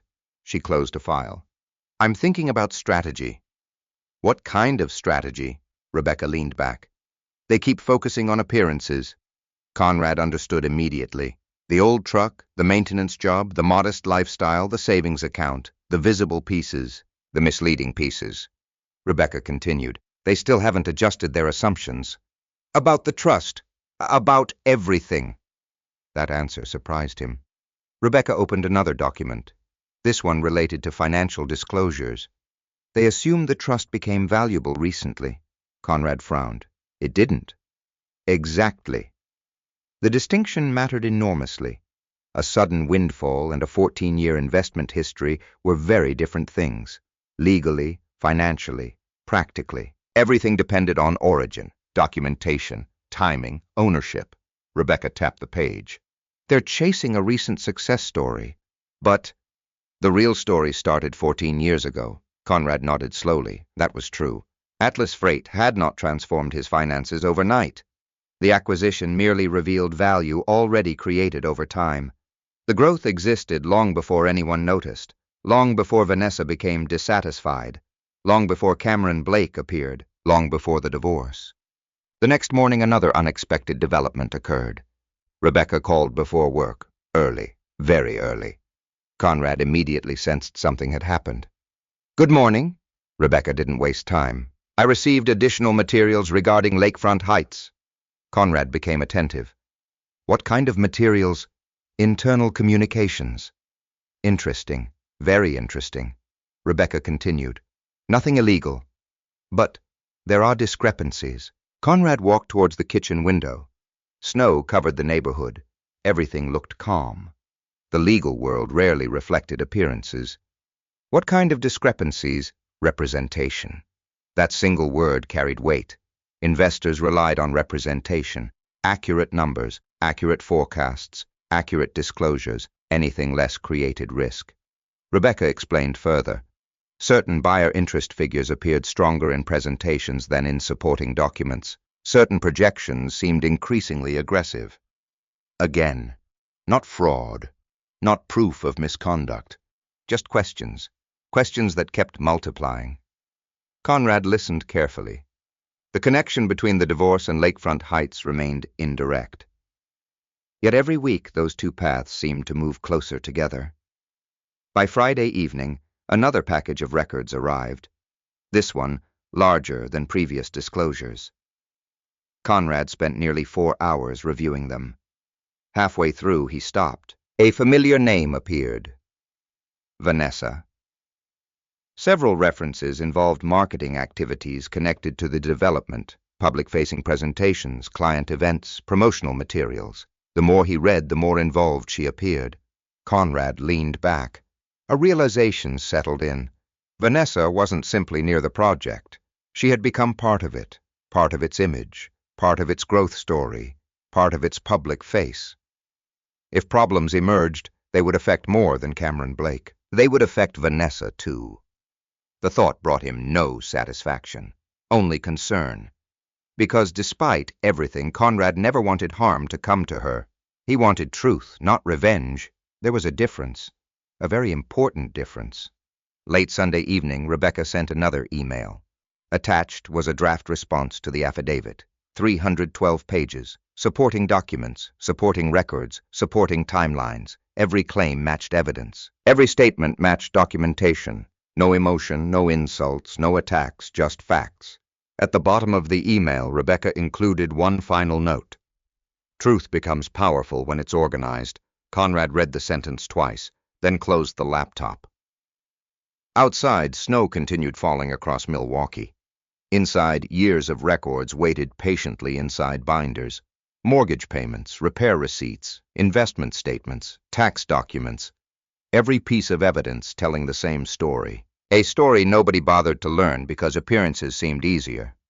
Sooner or later, however, appearances always encountered reality, and reality was beginning to assemble itself page by page. The temporary hearing took place on a gray Thursday morning in January. Snow lined the streets outside Milwaukee County Family Court.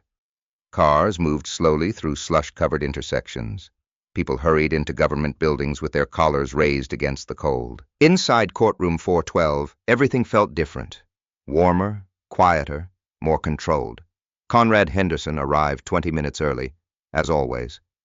Preparation had become habit long ago. He wore a dark charcoal suit, nothing expensive, nothing designed to impress. Clean, professional, practical. Rebecca Sloan met him near the courtroom entrance. A legal brief rested under her arm. Several folders sat inside a rolling case. She looked exactly as she always did. Focused, organized, ready. "You sleep?" she asked. "A little." Rebecca nodded. "Good enough." Conrad glanced toward the courtroom doors. "What should I expect?" "The truth." He smiled faintly. "That's reassuring." "It should be." The doors opened shortly afterward. People entered quietly. Attorneys, clients, court staff, the normal machinery of the legal system. Nothing dramatic, nothing theatrical, just procedures, rules, evidence. Conrad appreciated that. Inside the courtroom, Vanessa sat beside Trevor Mills. She looked composed, professional, confident. A tailored, cream-colored suit, carefully prepared notes, the image of someone expecting success. Conrad noticed something else. She avoided looking directly at him. Not out of fear, more likely certainty. People often avoided eye contact when they believed the outcome was already decided. Trevor appeared equally confident. Why wouldn't he? On paper, his narrative looked strong. Successful realtor, modest income husband, visible lifestyle differences, a straightforward story. The problem was that straightforward stories sometimes omitted important facts. The hearing began promptly. The judge entered. Everyone stood, then sat. Procedures followed. Introductions were made, initial matters addressed, nothing unusual. Then Trevor Mills began. His presentation was polished. Years of courtroom experience showed. He described Vanessa as the primary financial driver of the marriage. A woman whose ambition expanded opportunities. A woman whose efforts generated growth. A woman carrying responsibilities her husband allegedly failed to match. The language remained professional, yet the implication was obvious. Conrad lacked initiative. Conrad lacked vision. Conrad benefited from Vanessa's efforts more than she benefited from his. Several times Trevor referenced income differences. Several times he referenced career trajectories. Several times he referenced future earning potential. The argument sounded convincing, at least initially. Conrad listened quietly. No reaction, no frustration, no interruption. The judge took notes. Rebecca took notes. Everyone took notes. When Trevor finished, he looked satisfied. His narrative had been presented clearly. Then Rebecca stood. The atmosphere shifted. Not dramatically, subtly. Rebecca never relied on volume. She relied on structure. The difference mattered. She approached the podium carrying only a thin folder. Not the large binders, not the massive evidence boxes.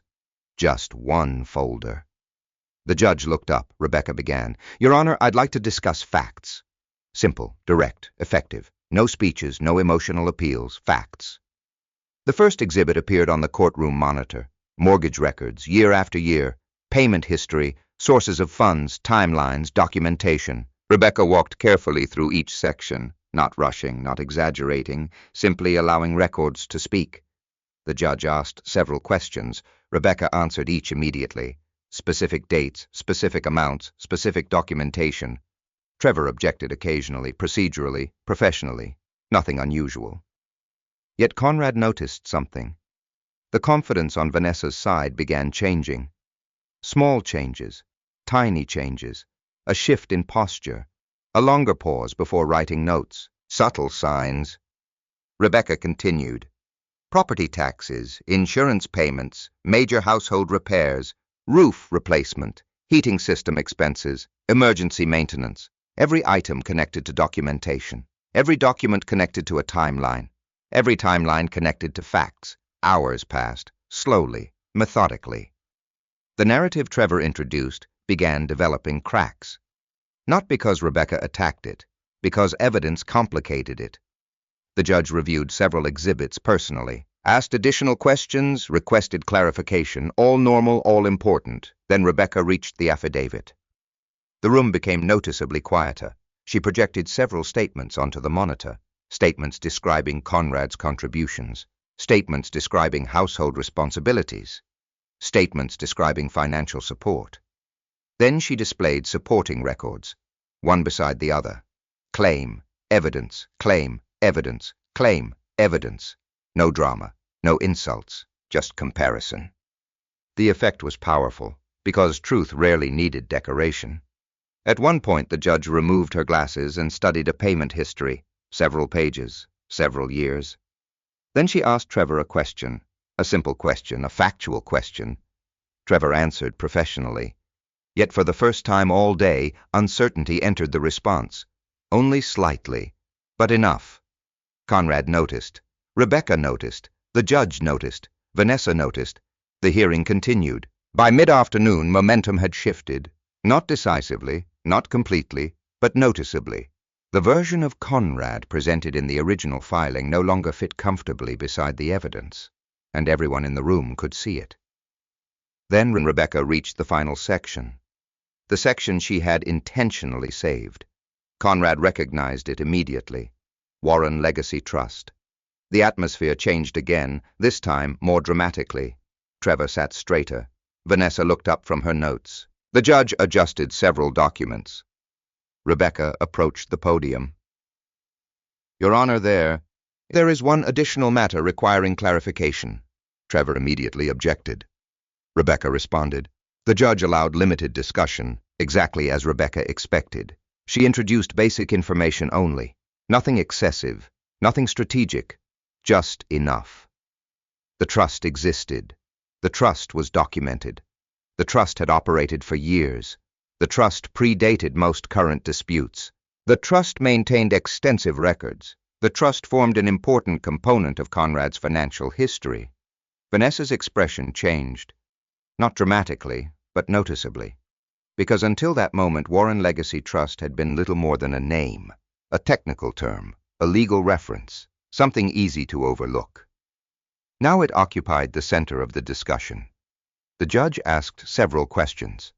Rebecca answered each carefully.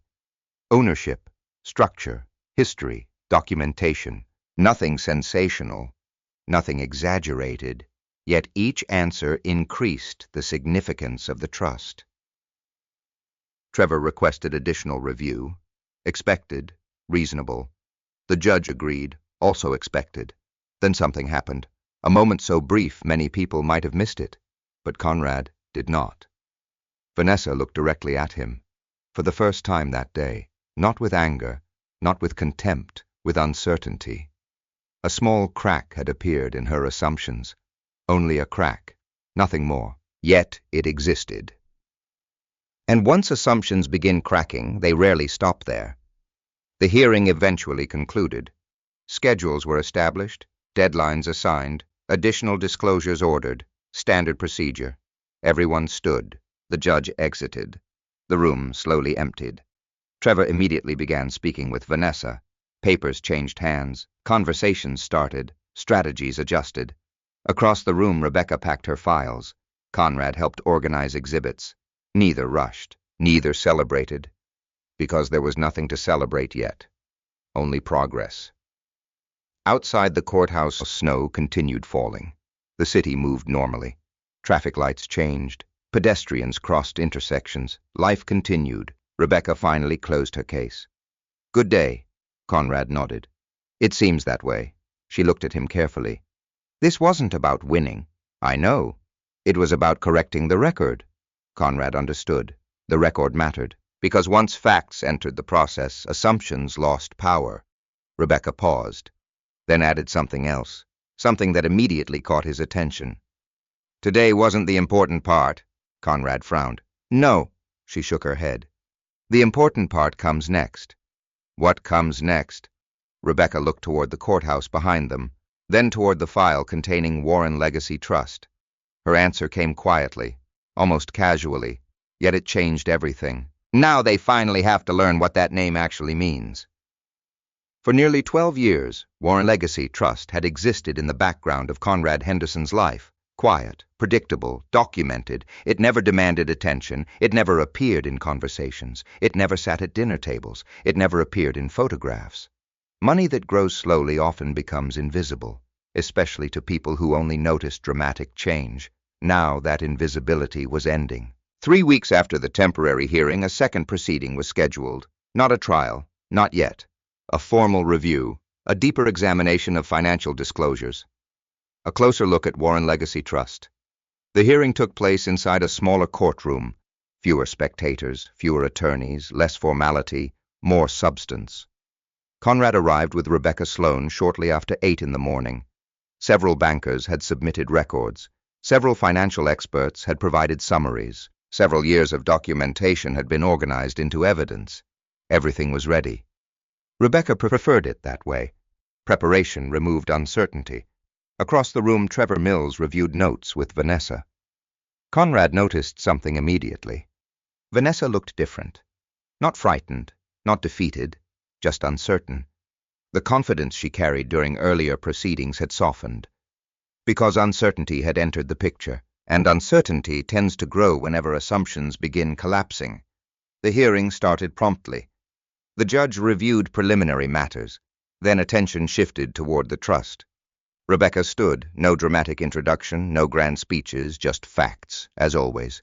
She began with the history, Margaret Warren, the inheritance, the formation of Warren Legacy Trust, the legal filings, the tax records, the investment history, each piece supported by documentation, each document supported by dates, everything traced, everything verified.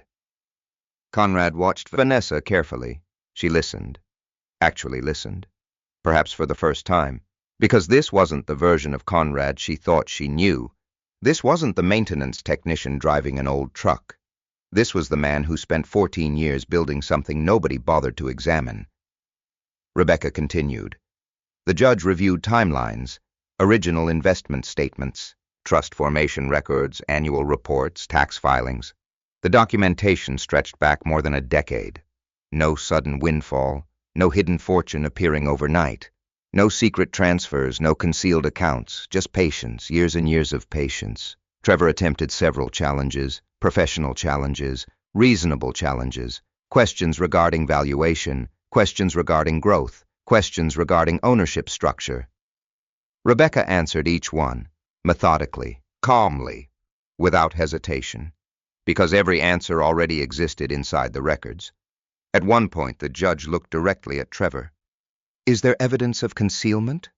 A simple question, an important question. Trevor paused, only briefly, then answered honestly, No, Your Honor.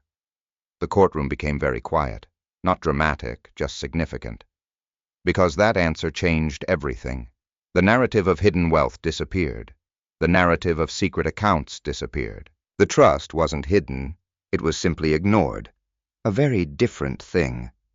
Vanessa lowered her eyes toward the table.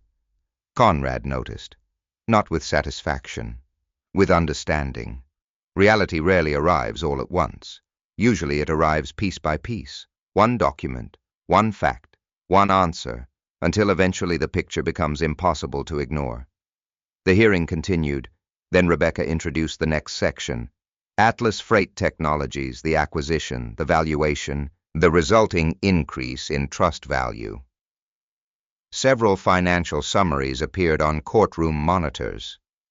Several attorneys reviewed figures. Several people quietly recalculated assumptions, including Vanessa. Conrad could see it happening. The realization, the silent math, the growing understanding. Not because the exact numbers mattered, because the timeline mattered. All of it existed before the divorce.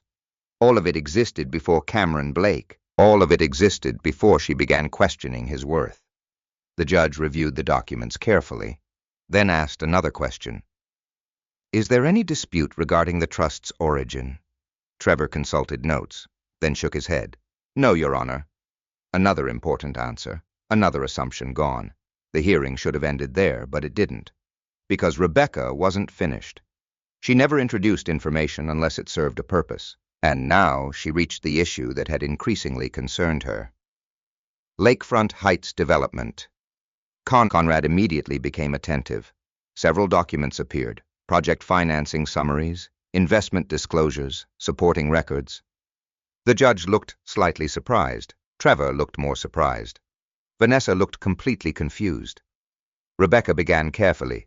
The court has received several documents during discovery that reveal financial relationships relevant to ongoing disclosures. The language remained cautious, professional, measured, exactly as it should. No accusations, only facts. Rebecca walked through the connections: investment entities, capital relationships, funding structures. Nothing improper, nothing illegal. Yet the overlap was undeniable. Several entities connected to broader investment networks involving Warren Legacy Trust occupied positions within financing structures supporting Lakefront Heights. The judge reviewed the materials, slowly, carefully, then asked questions. Many questions. Questions regarding disclosures, questions regarding representations, questions regarding investor communications. Rebecca answered what she could. Nothing more, nothing less. Then she introduced another document, one Conrad had not seen before: an internal investor memorandum. The courtroom grew quieter. The memorandum contained projections, occupancy forecasts, reservation figures, investor summaries. Several numbers differed from previously reviewed supporting materials, not dramatically, but enough to create questions. The judge noticed immediately. So did Trevor. So did Vanessa. The difference between optimism and representation can become important very quickly, especially when money is involved. Rebecca never suggested misconduct. She didn't need to. Questions were enough. Questions created scrutiny. Scrutiny created review. Review created facts. That process had already begun. The judge requested additional explanation, additional records, additional supporting documentation. Everything remained professional. Everything remained procedural. Yet the atmosphere had changed completely. What began as a review of Conrad's finances had evolved into something else, something larger, something nobody anticipated, including Vanessa. For the first time, Cameron Blake's name entered the court record repeatedly. Development reports, investor communications, marketing summaries, supporting disclosures. Conrad watched silently. He thought back to Harbor House, the dinner, the separation proposal, the confidence, the certainty. How simple everything seemed then. Now nothing looked simple. Reality rarely was. After nearly 4 hours, the hearing concluded. The judge issued several orders. Additional records would be reviewed. Additional disclosures would be required. Certain materials would be forwarded for further examination. Standard legal language. Important consequences. Everyone understood that. Outside the courtroom, attorneys immediately began making calls. Phones appeared, messages were sent, conversations started. The machinery of consequence had begun moving. Rebecca packed her files. Conrad helped organize exhibits. Then something unexpected happened. Vanessa approached. Not dramatically, not emotionally, quietly. She stopped several feet away. For a moment, neither spoke. The courthouse hallway buzzed with activity around them. People passed, doors opened, conversations echoed. Yet the silence between them remained. Finally, Vanessa spoke. "I didn't know." Conrad looked at her. The statement contained no specifics, no explanation, yet he understood exactly what she meant. She didn't know about the trust. She didn't know about the investments. She didn't know about the years of preparation. Most importantly, she didn't know the man standing in front of her as well as she thought she did. Conrad nodded once, nothing more. There wasn't much else to say, because explanations arrived too late when curiosity never arrived in time. Vanessa seemed ready to continue, then stopped herself. The moment passed. She walked away. Conrad watched her disappear into the crowd. Rebecca stood beside him. Neither spoke for several seconds. Then Rebecca finally broke the silence. "This is getting bigger." Conrad nodded. "I know." Rebecca closed the final binder. Her expression remained calm, but there was something beneath it. Concern. Professional concern. The kind that appeared when facts started leading somewhere unexpected. "Those Lakefront Heights documents," she said quietly. "What about them?" Rebecca looked directly at him. "They raise questions I don't think Cameron Blake wants answered." Conrad glanced back toward the courtroom, toward the files, toward the growing chain of evidence. Then a new message appeared on Rebecca's phone. She read it once, then again. Her expression changed immediately, not dramatically, but enough. "What is it?" Conrad asked. Rebecca slowly lowered the phone. "The review team just requested additional records." "Regarding what?" She held his gaze for a moment before answering. "Regarding Cameron Blake." The first public sign appeared on a Monday morning. A short article buried in the business section of the Milwaukee Journal Sentinel. Most readers never noticed it. Conrad Henderson almost missed it himself. The headline wasn't dramatic. It mentioned delays, additional reviews, updated disclosures involving Lakefront Heights development. Nothing explosive, nothing scandalous, just enough to make investors uncomfortable, and discomfort spreads quickly in financial circles.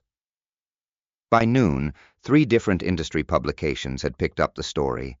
By evening, lenders were asking questions. By the end of the week, Cameron Blake's carefully constructed momentum had begun slowing, not collapsing, slowing. For major developments, that difference mattered. Momentum created confidence. Confidence created investment. Investment created progress. Once momentum weakened, everything became harder. Conrad followed the developments quietly, as always. He didn't call reporters, he didn't contact investors, he didn't celebrate. He simply watched events unfold, the same way he watched elevator systems. A problem ignored long enough eventually revealed itself. The issue wasn't that questions existed. The issue was that answers no longer arrived quickly. Several financing partners requested clarification. Several investor groups requested updated documentation. Several commitments were delayed pending review. Perfectly normal responses, yet damaging nonetheless. Meanwhile, the divorce continued moving forward. Court schedules, financial disclosures, procedural deadlines. Life remained busy. One Friday afternoon, Rebecca Sloan called. Her voice carried an unusual energy, not excitement, validation. "The first review is finished." Conrad sat inside his truck outside a maintenance site. "And they found enough inconsistencies to continue." Conrad looked through the windshield. Workers crossed a parking lot nearby. Ordinary life continued. Yet another piece of the puzzle had moved. "What happens now?" Rebecca answered immediately. "More scrutiny." That was exactly what Cameron Blake didn't need. Large projects survive problems. They struggle when confidence disappears. And scrutiny tends to consume confidence. Over the following weeks, Lakefront Heights became increasingly unstable. Publicly, Cameron projected optimism. Privately, delays accumulated. Investor meetings multiplied. Additional explanations became necessary. Several planned announcements quietly disappeared. Conrad noticed all of it. Because information continued flowing through investment channels connected to Warren Legacy Trust. Nothing confidential, nothing improper. Just information available to people positioned correctly within the network. And Conrad happened to occupy one of those positions. One evening, Rebecca invited him to dinner. Not a legal meeting. Not exactly. More of a strategy discussion. They met at a small Italian restaurant downtown. Halfway through the meal, Rebecca set down her fork. "I have a question." Conrad looked up. "What is it?" "Why aren't you angry?" The question surprised him. Rebecca continued. "Most people would be." Conrad considered the answer carefully, because it deserved honesty. "I was disappointed," Rebecca nodded, "but not angry. Not anymore." The answer was true. The anger had disappeared months earlier. What remained was clarity. Vanessa didn't leave because Conrad lacked money. She left because she believed he lacked value. Money simply happened to be the evidence she used. The distinction mattered. Rebecca listened quietly, then smiled slightly. "That's probably why you're handling this better than most people."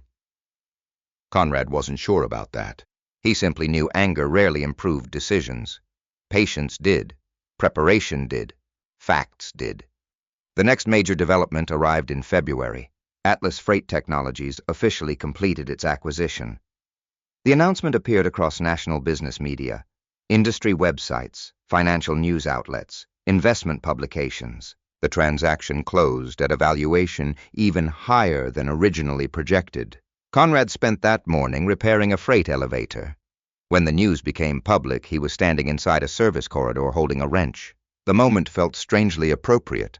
No champagne, no celebration, no dramatic reveal, just work.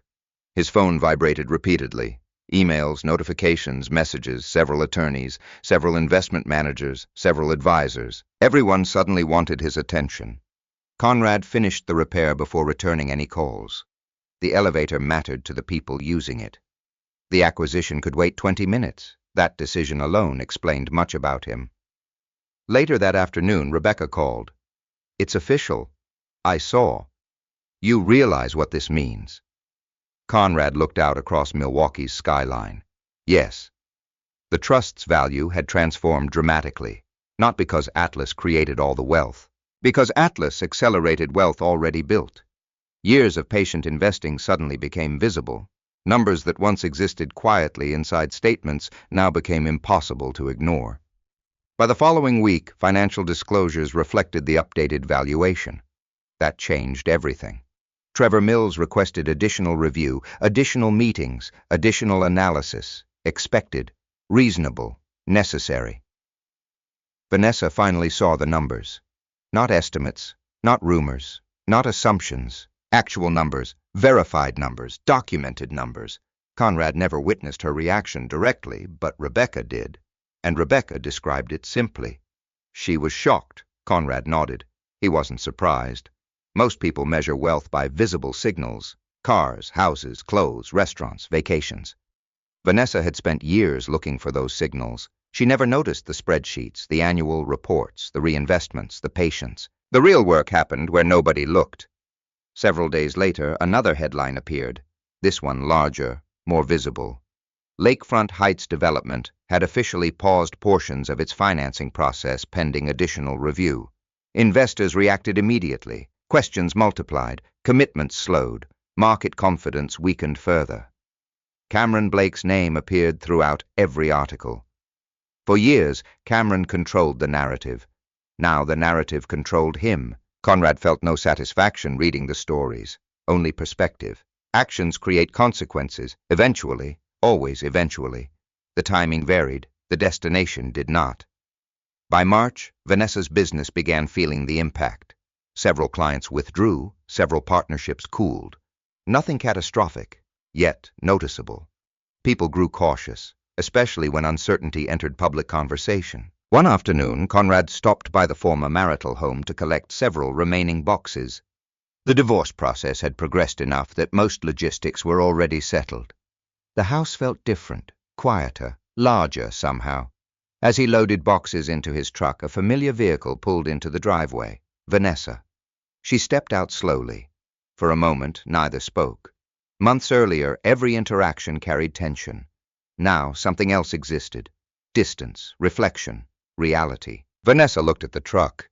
The same faded paint, the same vehicle she once mocked. Then she looked at Conrad, really looked at him, perhaps for the first time in years. Rebecca told Trevor the acquisition closed. Conrad nodded. It did. Silence followed. Then another question. Were you ever going to tell me? Conrad considered that, not because the answer was difficult, because it deserved accuracy. I would have answered if you asked. The words landed softly, yet their meaning lingered, because they were true. Vanessa looked away, toward the house, toward the neighborhood, toward everything she once considered too small. Neither spoke for several seconds. Then her phone rang. She glanced at the screen. The expression on her face changed immediately. Concern, frustration, worry. Conrad recognized all three. The call almost certainly involved Lakefront Heights. Another delay, another complication, another consequence. Vanessa declined the call, but the moment remained, proof that some problems could no longer be avoided. As she stood there, Conrad noticed something unexpected. The confidence that once surrounded Cameron Blake's world had vanished, and without that confidence the entire image looked smaller, much smaller. Vanessa quietly returned the phone to her purse. Conrad lifted another box into the truck. The conversation ended naturally. No arguments, no accusations, Nothing left to prove. As he closed the tailgate, his phone vibrated. A message from Rebecca appeared. Only one sentence. The regulators have requested another round of documents from Cameron Blake's team. Conrad stared at the screen, then looked back toward Vanessa.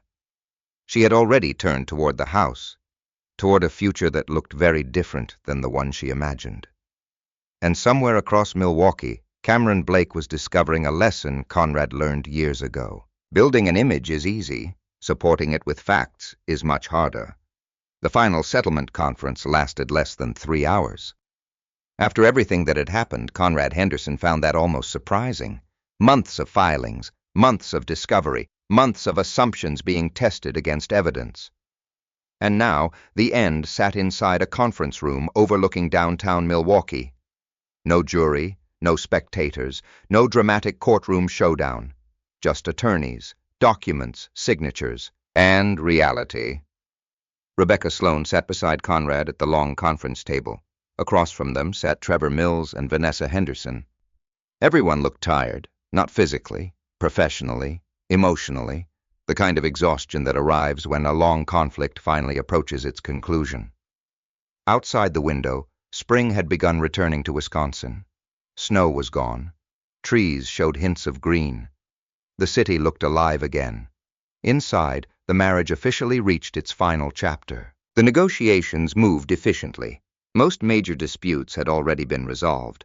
The trust's legal status was clear, its history was clear, its ownership was clear. The evidence left little room for argument. Warren Legacy Trust remained Conrad's separate asset. Years of documentation protected it. Years of discipline protected it. Years of preparation protected it. The lesson was simple. Preparation often looked unnecessary until the moment it became essential. Trevor reviewed final numbers. Rebecca reviewed final language. Minor adjustments followed. Nothing dramatic. Nothing unexpected. When the last issue was resolved, the room became quiet. The paperwork sat between them, waiting. Conrad had signed first, not out of eagerness, simply because it was time. One signature, then another. Years of marriage reduced to ink on paper. Vanessa signed shortly afterward. The sound of the pen moving across paper seemed louder than it should have. Then it was finished. No speeches, no tears, no celebration, just completion. The attorneys exchanged copies. Deadlines were confirmed, procedures explained. The meeting ended. People began gathering documents, packing briefcases, checking phones, returning to ordinary life. Conrad stood. So did Vanessa. For a moment they occupied the same space without speaking. The silence felt different now. Months earlier it carried tension. Now it carried acceptance, not happiness. Acceptance. There was a difference. As Rebecca organized files, Vanessa finally spoke. "Can we talk?" Conrad looked at her, not surprised, not eager, simply listening. "A few minutes," Conrad nodded. "Okay." Rebecca immediately understood. She quietly excused herself. Trevor did the same. Within moments, the conference room belonged only to Conrad and Vanessa. The city skyline stretched beyond the windows. Traffic moved below. Life continued, as it always did. Vanessa remained standing, hands folded, searching for words. The confidence that once defined her seemed distant now. Not completely gone, just quieter. Finally she spoke. "I spent a long time being angry." Conrad listened. "I know. I blamed you for a lot of things." Conrad said nothing, because some statements didn't require a response. Vanessa looked toward the window, then back at him. "I thought you weren't trying." The sentence lingered between them. Conrad recognized its importance immediately, not because it was new, because it was honest, perhaps the most honest thing she had said in months. "I know," he repeated. Vanessa exhaled slowly. "I really believed that." Conrad understood. That was the tragedy. She wasn't pretending. She truly believed her conclusions. The old truck, the modest lifestyle, the packed lunches, the practical clothes. She saw those things and created a story. Then she believed the story. The problem wasn't money. It never was. The problem was perception. Vanessa looked down briefly, then asked the question she had probably been carrying for weeks. "Why didn't you tell me?" Conrad thought carefully before answering. Because the answer mattered. "I wasn't hiding anything." Vanessa waited. "I know that now." Conrad nodded, then continued. You never asked. The room became very quiet. Again, not because the statement was cruel, because it was true. Conrad remembered every conversation about money, every criticism, every comparison, every judgment. Vanessa always told him what she thought. Rarely did she ask what he thought. There was a difference, a very important difference. She looked away. The truth often arrived without dramatic language. Simple facts usually hit hardest. After several seconds, Vanessa spoke again. I thought success looked a certain way. Conrad almost smiled. So did a lot of people. That answer surprised her.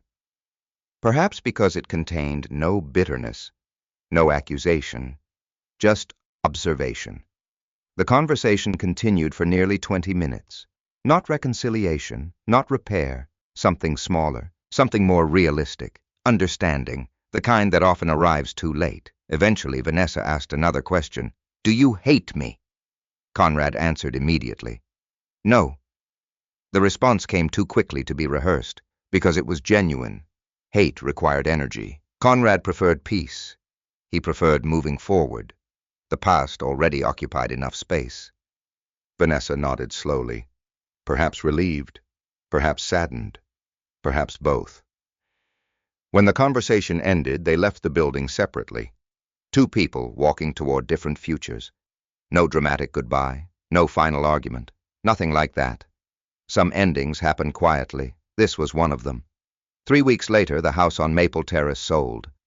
The process felt strangely ordinary. Real estate agents, inspections, paperwork, closing documents, life reduced to logistics. The proceeds were divided according to the settlement. Everything proceeded smoothly. Rebecca called afterward. It's done. Conrad looked around the nearly empty living room.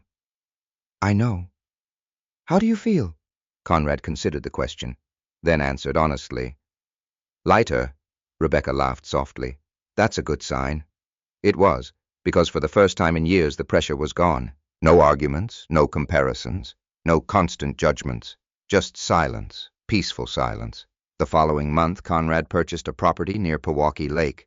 Not a mansion, not an estate, not something designed to impress. A modest lakeside home, 3 bedrooms, large porch, private dock, tall trees surrounding the property. Enough space, enough quiet, enough peace. The day he received the keys, the sky remained overcast. A cool wind moved across the water. Conrad arrived alone. The moving truck would come later. Today wasn't about furniture. Today was about beginnings. He stood on the front porch holding the keys. For several moments he simply looked across the lake. The water remained calm. Small waves touched the shoreline. Birds crossed the gray sky overhead. No reporters, no celebrations, no audience. Exactly how Conrad preferred it. He unlocked the front door, stepped inside. The house smelled faintly of fresh paint and wood. Empty rooms echoed softly. Possibility lived there, not luxury, not status, possibility. Conrad walked slowly from room to room. The kitchen, the living room, the office overlooking the water. He paused there longest. The office mattered, because it represented continuity. The next chapter, not an ending, a continuation. As evening approached, he carried a folding chair onto the back deck. Nothing else had arrived yet. No furniture, no decorations, just a chair, and quiet. Conrad sat facing the lake. The wind moved gently through the trees. For the first time in a very long time, there was nowhere he needed to be. No argument waiting, no court filing waiting, no explanation waiting, only stillness. And as the sun slowly disappeared behind the water, Conrad realized something important. The greatest victory had never been the money. The greatest victory had never been proving people wrong. The greatest victory was keeping his character intact while everyone else misunderstood it. And that was worth more than any account balance. The first summer at the lake felt unfamiliar, not lonely, not exciting, simply unfamiliar. For nearly 12 years, Conrad Henderson had organized his life around shared schedules, shared plans, and shared expectations. Now the mornings belonged entirely to him. The change took time. Every day began before sunrise. That habit never disappeared. At 5:30 each morning, Conrad stepped onto the back porch with a cup of coffee. The lake stretched quietly beyond the dock. Mist hovered above the water. Birds crossed the sky. The world moved slowly there. Conrad appreciated that. For years noise had surrounded him, arguments, assumptions, expectations. Now silence occupied the space instead, and silence proved surprisingly valuable. The Atlas Freight acquisition officially closed during the summer. Final distributions were completed, financial structures updated, legal reviews finalized. The numbers became real, not projections, not estimates, real. Several advisors encouraged Conrad to upgrade everything. A larger house, luxury vehicles, private memberships, high-profile investments. The suggestions arrived constantly. Most were well-intentioned. All were ignored. Conrad bought exactly one new vehicle, a modest Ford F-150, newer than the old one, still practical, still reliable, still a truck. The salesperson seemed confused. Several $1 million had entered Conrad's financial world, yet his purchase looked remarkably ordinary. That reaction amused him. People expected wealth to announce itself. Conrad preferred when it remained quiet. The following autumn he made another decision, one far more important than any purchase. It started with a conversation. A young apprentice named Tyler Rodriguez worked occasionally with Conrad's maintenance company. 21 years old, hardworking, smart, reliable. Tyler reminded Conrad of himself, not because their personalities matched, because their circumstances did. Tyler attended technical school during evenings, worked during the day, carried student debt, supported family members. And despite all of that, he continued showing up. One afternoon, while servicing elevators at a hospital, Conrad asked him a question. "If somebody paid your tuition tomorrow, what would change?" Tyler laughed. "Everything." The answer stayed with Conrad for weeks, then months. Eventually an idea formed. Simple, practical, meaningful. The Margaret Warren Skilled Trades Scholarship, named after the woman who started everything, named after the woman who taught him that discipline mattered. The scholarship focused on technical education, electrical programs, mechanical programs, construction programs, industrial maintenance programs, careers often ignored despite their importance, careers that built cities, maintained cities, kept everything working. The first year funded 12 students. The second year funded 28. The program grew steadily, just like the investments that created it, slowly, patiently, purposefully. Conrad preferred it that way. Several local newspapers eventually covered the story. Nothing major, a few articles, a few interviews, a few photographs. When reporters asked why he created the scholarship, Conrad always gave roughly the same answer. "Someone invested in me before I could invest in myself." That answer usually ended the conversation, because it contained the truth. The rest of his life settled into a comfortable rhythm. Several days each month were dedicated to trust management. Several days involved advisory work connected to Atlas Freight. The remaining time belonged to ordinary life, fishing, reading, home projects, long walks around the lake. The pace suited him. One afternoon, nearly 18 months after the divorce, Conrad stopped at a small coffee shop in Pewaukee. Nothing unusual. A routine errand. He ordered coffee, found a table near the window, opened a notebook, and immediately noticed someone familiar, Vanessa. She sat alone near the opposite side of the room. For a moment, neither moved. Then Vanessa smiled politely. Conrad returned the gesture. A few minutes later, she approached. "Mind if I sit?" "Of course." The conversation that followed felt strangely comfortable. Not intimate, not emotional, comfortable. Two people speaking after enough time had passed. Vanessa looked different, not physically, calmer. The sharp edge that once defined her seemed absent. Life had clearly taught lessons, the same way it taught everyone eventually. They spoke about ordinary things, work, Milwaukee, mutual acquaintances, nothing dramatic. Then Vanessa asked about the scholarship. She had read an article online. Conrad explained the program, the students, the opportunities, the growth. Vanessa listened quietly. When he finished, she smiled. "Your mother would have liked that." Conrad nodded.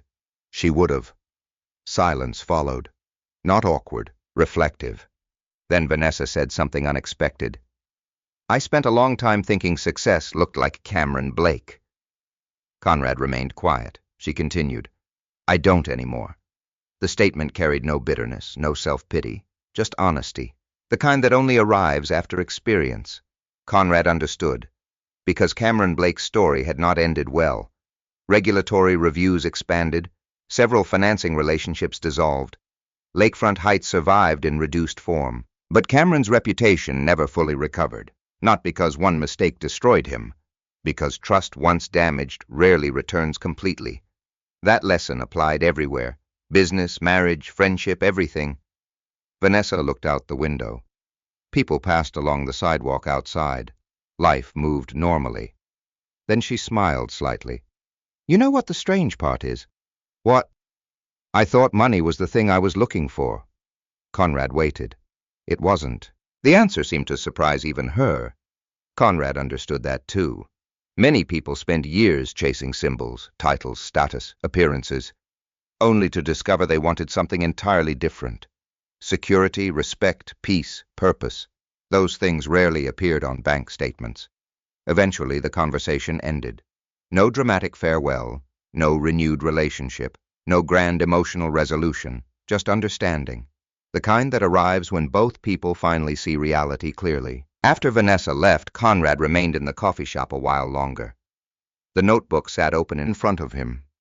Yet he wrote nothing. Instead, he watched people come and go. Students, retirees, business owners, parents with children, ordinary lives, ordinary stories, most of them invisible to everyone else.